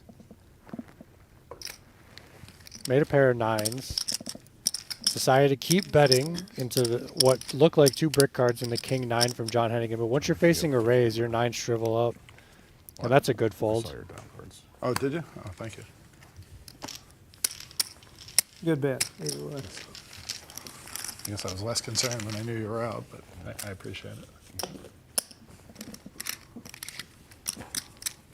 Friedman letting Hennigan know there to be a little bit safe, peeling his cards, because he said he saw his down cards. Nevertheless, Hennigan takes that pot. It's back up over 10 million. Pulling away once again. Yeah, if you're playing on a table like this that has a lip and a rail, you have to peel your cards higher up for you to be able to sweat them because you're not at eye level where you would be at a normal table. So sometimes if you look at your cards a little too high, the person next to you has a chance to glimpse over. And these cards are a little bit more difficult to peel, being the RFID cards. They're Very more stiff Yes. than regular cards. That's 2 million still, right? Yes. Friedman brings it in. He's got split 3s with a 6. Hennigan completes 7 up. And Friedman comes back with a raise. Hennigan says, all right, no, I'm done with this one. Hennigan's showing a lot of discipline. I mean, yes, he's being aggressive when he needs to be, but when he's facing aggression, he tends to give up the hand, knowing that his equity isn't there for him to continue. This is also the last one.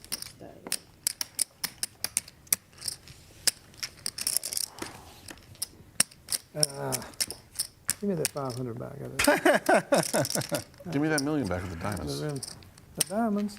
I knew they were coming. You owe me about $1.5 million. I wish I'd known that. I wouldn't have re-raised. I would have just folded.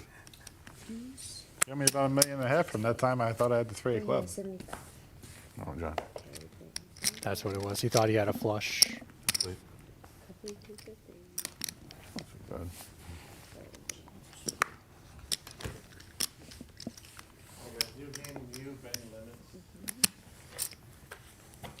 Was triple draw now? Yeah. Wow, we're going Who's got up the even button? more. I got the So Friedman They and got the button Aldridge over there. with 3 bets each at this 153? point. Yeah, as we mentioned before when we were playing Deuces 7 Triple Draw, the game does play pretty big.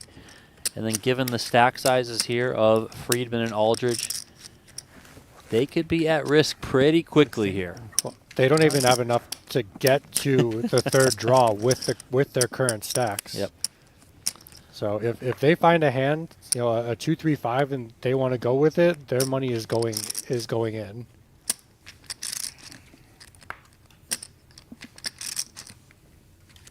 This will be very interesting because Friedman and Aldridge have the exact same stack at this point. Normally this is a very openable hand, 8-6-4 on the button, but Ken playing tight. Friedman gets a much needed walk.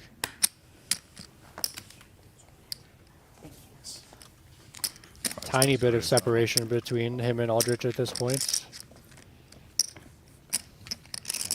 I see in perspective. I have no idea if I'm supposed to call that or not. Hey, don't forget to put your draw card in the. I probably have. Oh, right here? I guess because. No. I had a deuce. Just a quick reminder that we will be back with another live stream tomorrow, starting at 2-5. 4 p.m. Eastern Time, 1 p.m. Vegas time. We'll have the final table of event number 3, $10,000 horse tournament. That tournament running right now in the main studio room across the hall from this final table room. If you guys want to follow day 1 coverage of that event, you can do so over at PGT.com. Yeah. I had better. I do 7-7 and I do no. Hennigan takes this one down with a button raise. I've been lucky. Yeah. Yeah, Friedman decided not to play the deuce 7-7 out of the small blind. I think that's the correct play. He has slightly more chips than Aldridge and is very much ICM aware and knowing that the pay jump from third to second is so worth it at this point.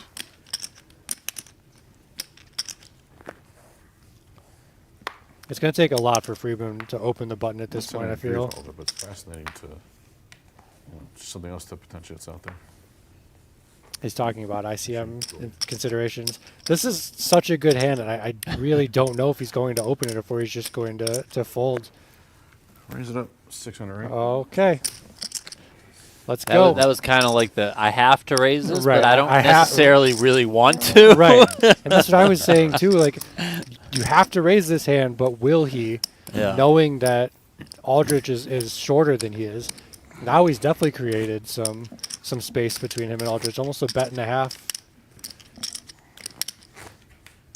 And Ken is incentivized at this point to raise kind of on the wider side. Will he? Probably not.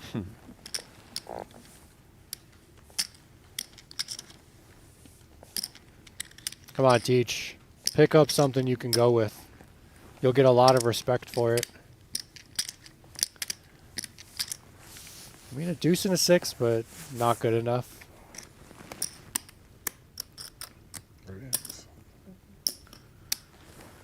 Definitely a raise from Hennigan. Nothing there for Friedman. Gives it up. Hennigan continues to be the bully here, 3-handed. As he should be. I mean, Yes. Ken just plays relatively snug, and Adam knows he has to play snug in this spot to ladder up, and then he can take a shot at Hennigan heads up if he gets there. Yeah, the pay jump available right now from third to second place is just over $22,000. So pretty lot good, of money. pretty good chunk of money there for a 5K buy-in. Of course, you know everyone still would love to win that $120,000 first place prize. Worth noting as well that no matter who comes out on top, they will move into first place on the series long leaderboard. Yes, the 120 is greater than 117. Yep. That's just math. Pisarenko won event number 1 yesterday for just over $117,000. He got 117 PGT points. As Kevin just mentioned, there's 120 PGT points up for grabs, so whoever wins this one could very well be John Hennigan. He is the favorite right now, given this Huge chip lead that he at this has. point. He could be moving to atop the series leaderboard. The series leaderboard winner through all 10 events will be the PGT Mixed Games champion. They will also win an additional $10,000 PGT passport. That's essentially $10,000 in PGT buy-ins that you can use on the tour. I wouldn't mind seeing John Hennigan in more of these events as a commentator, not as a player. Oh, okay. He's always a fun person to watch just because he makes so many right decisions. Friedman out of the way here on the button. I think Aldridge has a 3 and a 5 and doesn't want to continue. Those. Can't I continue. guess I'll have to eventually if I watch this thing. I'm sure it's the first thing you're going to do. Last hand.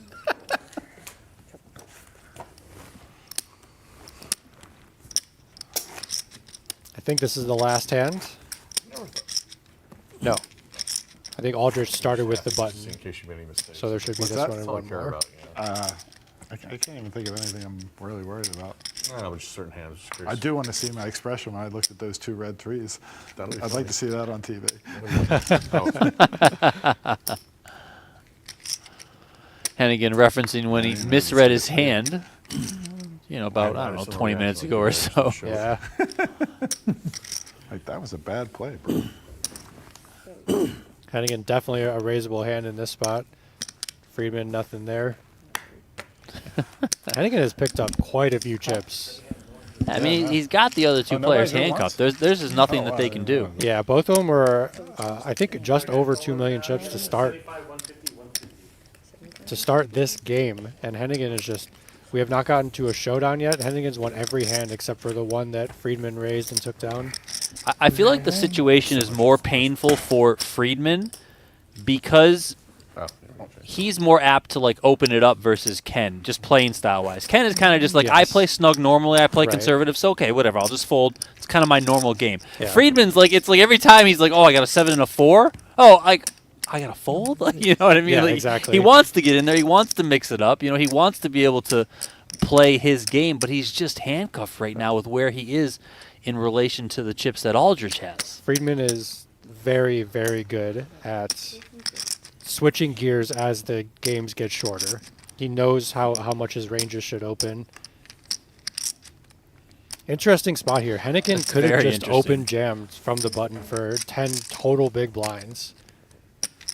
And Friedman just has to fold king queen offsuit. It's so brutal. Yeah, we are playing no limit hold'em now.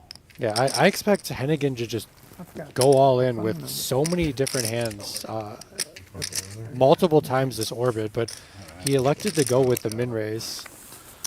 Friedman. I might have defended that 9-6 suited for a min For a min raise, yeah, I think yeah. so. I mean, when you're the short stack, 150, right? you have the least ICM pressure. I mean, because you're like you have the least to lose. You're the Right. shortest, right? Yes. So just take the shot. 9-6 suited, you could have far worse, right? I agree. Flop something, go with it, right? Try and get that double up. Yep. And then that certainly would change the dynamic quite a bit if you were able to double up, because then you're much closer in chips to Friedman. So Right. And I probably would have Friedman taken that shot. on the there. button has to fold everything that's not aces, kings, or queens in Yeah. this spot. I mean, he's. I mean, you would look down, and you'd see ace king, and you'd be like, really? Come on, like, oh, you know. Hennigan folds for 4 blinds no. with the 5 deuce offsuit. One with Chidwick one. And one thing to note is Hennigan knows Friedman is very ISIM aware.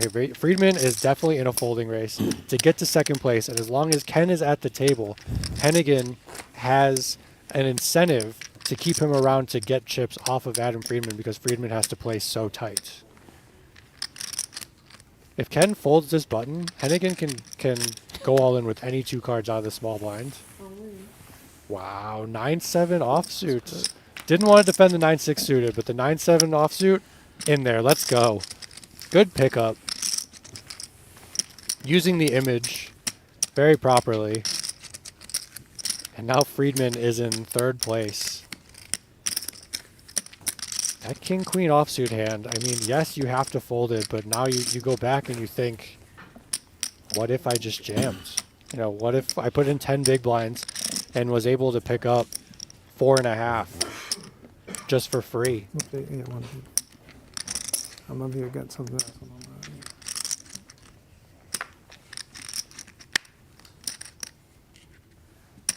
All in blind, John. No.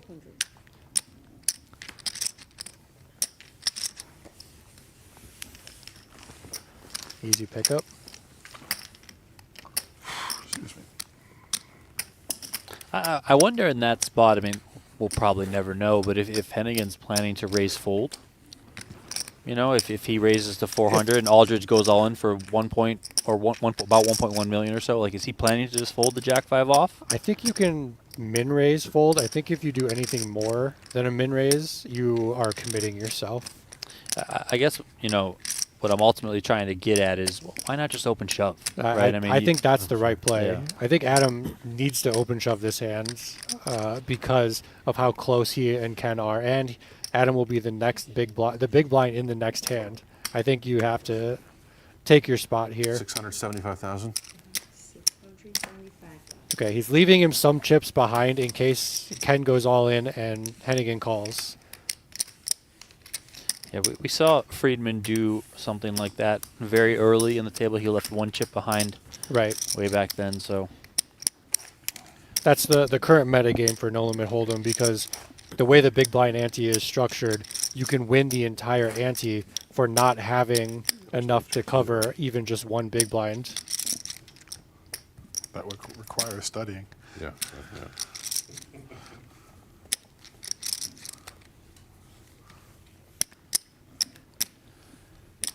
Jack 5 suited here for Aldridge on the button.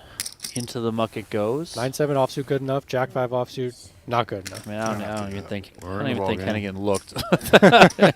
No, it's there. Nope. Yeah. So Friedman just sweated the jack first, so he knew he had a jack.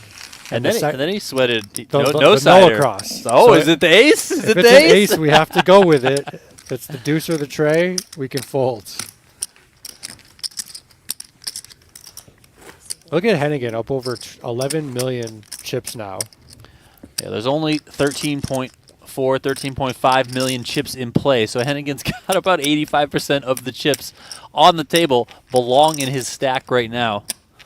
He has not just had any missteps. I mean, I think he was down to just below 6 million at one point, but then his chip graph is just a steady incline all the way up to over 11 million. There you go, John. All in. Don't look at your cards.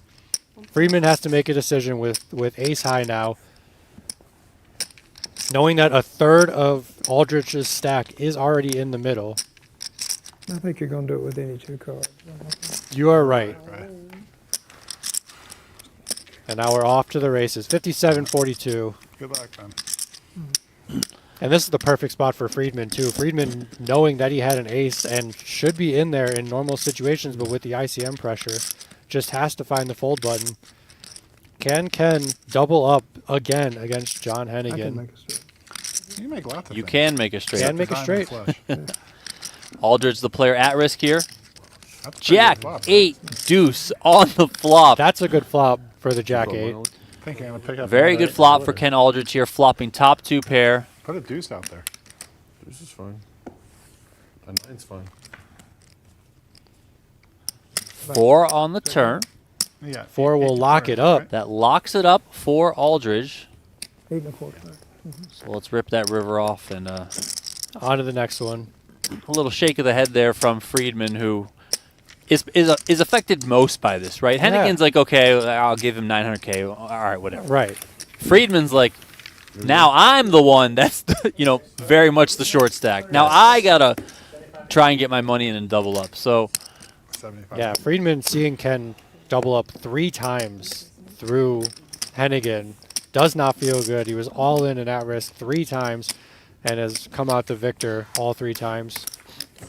Friedman sweating a little You're bit zigging more and zagging at this the right point. time, Well, I knew you would probably zagging, so I thought I'd zig.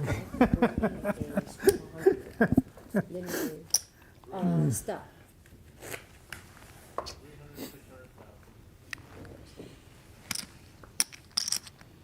$75,000. Bring fire as well.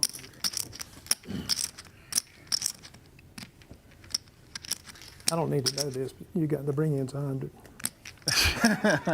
Okay.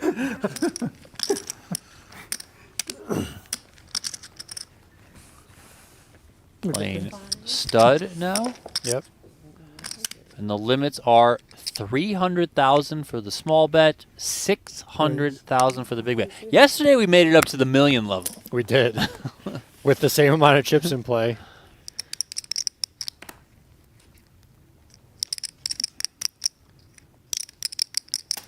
Friedman looks like he has a hand that he might want to go with. He has the 5 up and the 8-7 in the hole.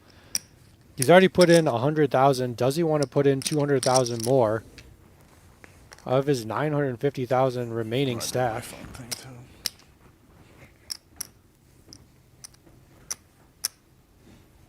Last time you did it, you beat me. This time I was going. Aldridge did have a pair of 9s. And Friedman is very much in the emergency room right now. Gonna need some help. He's got just over 1.5 big bets. You get the bring in along with these antes a couple times, and your stack dwindles very rapidly. Yep.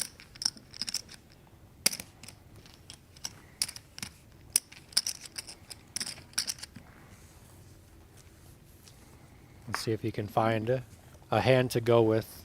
Well, let's see if he can fade the bring in first. Nope. He does not, so throws out 100K, forced to do it. Friedman has a hand that he definitely needs to go with. He knows, and Hennigan is Yeah, raising Hennigan's just putting the pressure on here. any cards. Raise. Wow. Hennigan didn't want to commit another 700,000 chips after putting in 300,000. Keeping the short stacks alive. Yeah. 1.3 and change. Friedman starts this hand 1.4 million. Aldridge on a little bit over 2 million. Of course, John Hennigan way up at the top of the leaderboard on 10 million. 3 players left. 89 entries to start in this second event of the PGT Mixed Games series. Spade. He faded the bring in this time, Friedman did. Aldrich He did. He's running well. gets that honor with the 4 of spades. Complete 400. Split sevens for Hennigan. He completes. Friedman showing a little bit of restraint, having 2 overs to the 7. And Aldridge here, likely just thinking his ace is just good enough. Yeah, he just saw Hennigan complete hoping I catch and the deuce of fold spade, to a that's why I raise. called you. Well, I was hoping I'd catch the 3 of spades. 3 of spade wouldn't have been that bad either. Check. Check. Hennigan still out in front with his pair of sevens. There's the Hennigan jack. gets another spade on his board. Pair of sixes now for Aldridge, but they are behind the pair of sevens for Hennigan.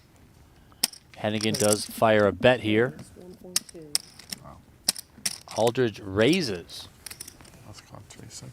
Yes, all right. basically Put the rest committing himself. Hennigan's going to put him in. Okay. Yeah. And Here we go. This is perfect for Friedman. Friedman is loving this situation with Hennigan All right. being a 2-to-1 favorite over Aldrich at this point. Yeah, you can see it in Friedman's eyes. He's loving this situation. Can Aldrich double up a 4th time through Yeah, John keep it back. Hennigan? I guess, right. I hope I catch the 6 of spade. And I catch the ace. I'll just tell you if we catch it. I know what I know what to do. Ken Aldridge at risk here. Can he double up once again? It seems like every time he's been all in, he's doubled up. That's not. Okay, he's still ahead with his pair of sevens. If Hennigan wins this, we will be heads up. Just for the humor of what I said earlier, I mean, I really want you to get a couple of hits. You make a 2-pair, you win it, right? Here? Hennigan missed, it sounds like, so he's just left with those pair of sevens. Nice Nice hand. playing with you, man. Enjoyed it. Queen on the river for Ken Aldridge, a.k.a. Yeah. Teach. Great job, guys. I'll tell you. You're supposed to fold Well, it. school is closed for the day for him. Aldridge out. No, no. In you third can't do place it. here Almost from chipped. PGT Mixed Games Event number 2, All right, taking home guys. How much is third? $55,625. People are thinking about that a little bit longer ago. Good luck, bro. Wow. Pause real quick. I don't mind. We're gonna move. Okay, we would like to skip stud high. We don't want it, people that are watching. This is not going to be good for the 2 of us. How much? I mean, we'll take money off. We'll give money to the house. Make that happen. Wow. There's only 2 hands left. No, no, that's, So Adam, we'll move you over actually onto I honestly, I don't want. I'm going to be squinting too much. Is it okay if I just Yeah, perfect. Okay. This is your time. and Yeah. this is- Oh, okay. Thank you. Do you guys need to take a break to do something, or Nothing, but we just want to Okay. move them over a little bit, and then that's it. what are we playing? 75, Well, right? Yeah, and she's 75. Octopi Poker is I'm building gonna have a hard your time path seeing to how poker mastery. Combine modern poker tools with Yeah, the last one was collaborative Squinter. poker study. Plus, you can search Octopi Poker's growing collection of live stream hands for further learning. For a limited time, Octopi Poker and everything that they're offering is free. All right. Become part of the tribe now. Sign up over at octopipoker.ai. I would have taken this outcome a while ago. I just couldn't just work them. There is the trophy in the middle of the table. Heads up between John Hennigan, the player Never a on hiccup for you. your left, No, no. Adam Friedman, the player on your One right. significant hand, I It think. was so fun. It looked like I was going to go out in fifth in 15 minutes. Yeah, yeah, you were dead right off the bat. You're very lucky to be alive. You're down to like 400 right away. No, not that low. But You won 2 all-ins, And then I was on the eights with the queen against the six of the jet, and then yeah, you beat it. the seven's full. 8-7-5. You made the 8-6. You had to Yeah. catch inside. I'll tell you stuff I don't want to say that for them to hear afterwards. Hey, guys. Good No, luck. say it. We want to You hear heading it. back, or are you still gonna play a few more? Do what? Are you heading back home, or are you gonna play a few more tournaments? They're addictive, right? I'm gonna probably jump over here. They're addictive, Good. right? Good job, pal. Yeah, remember, I'll tell you one or two things that work out in here.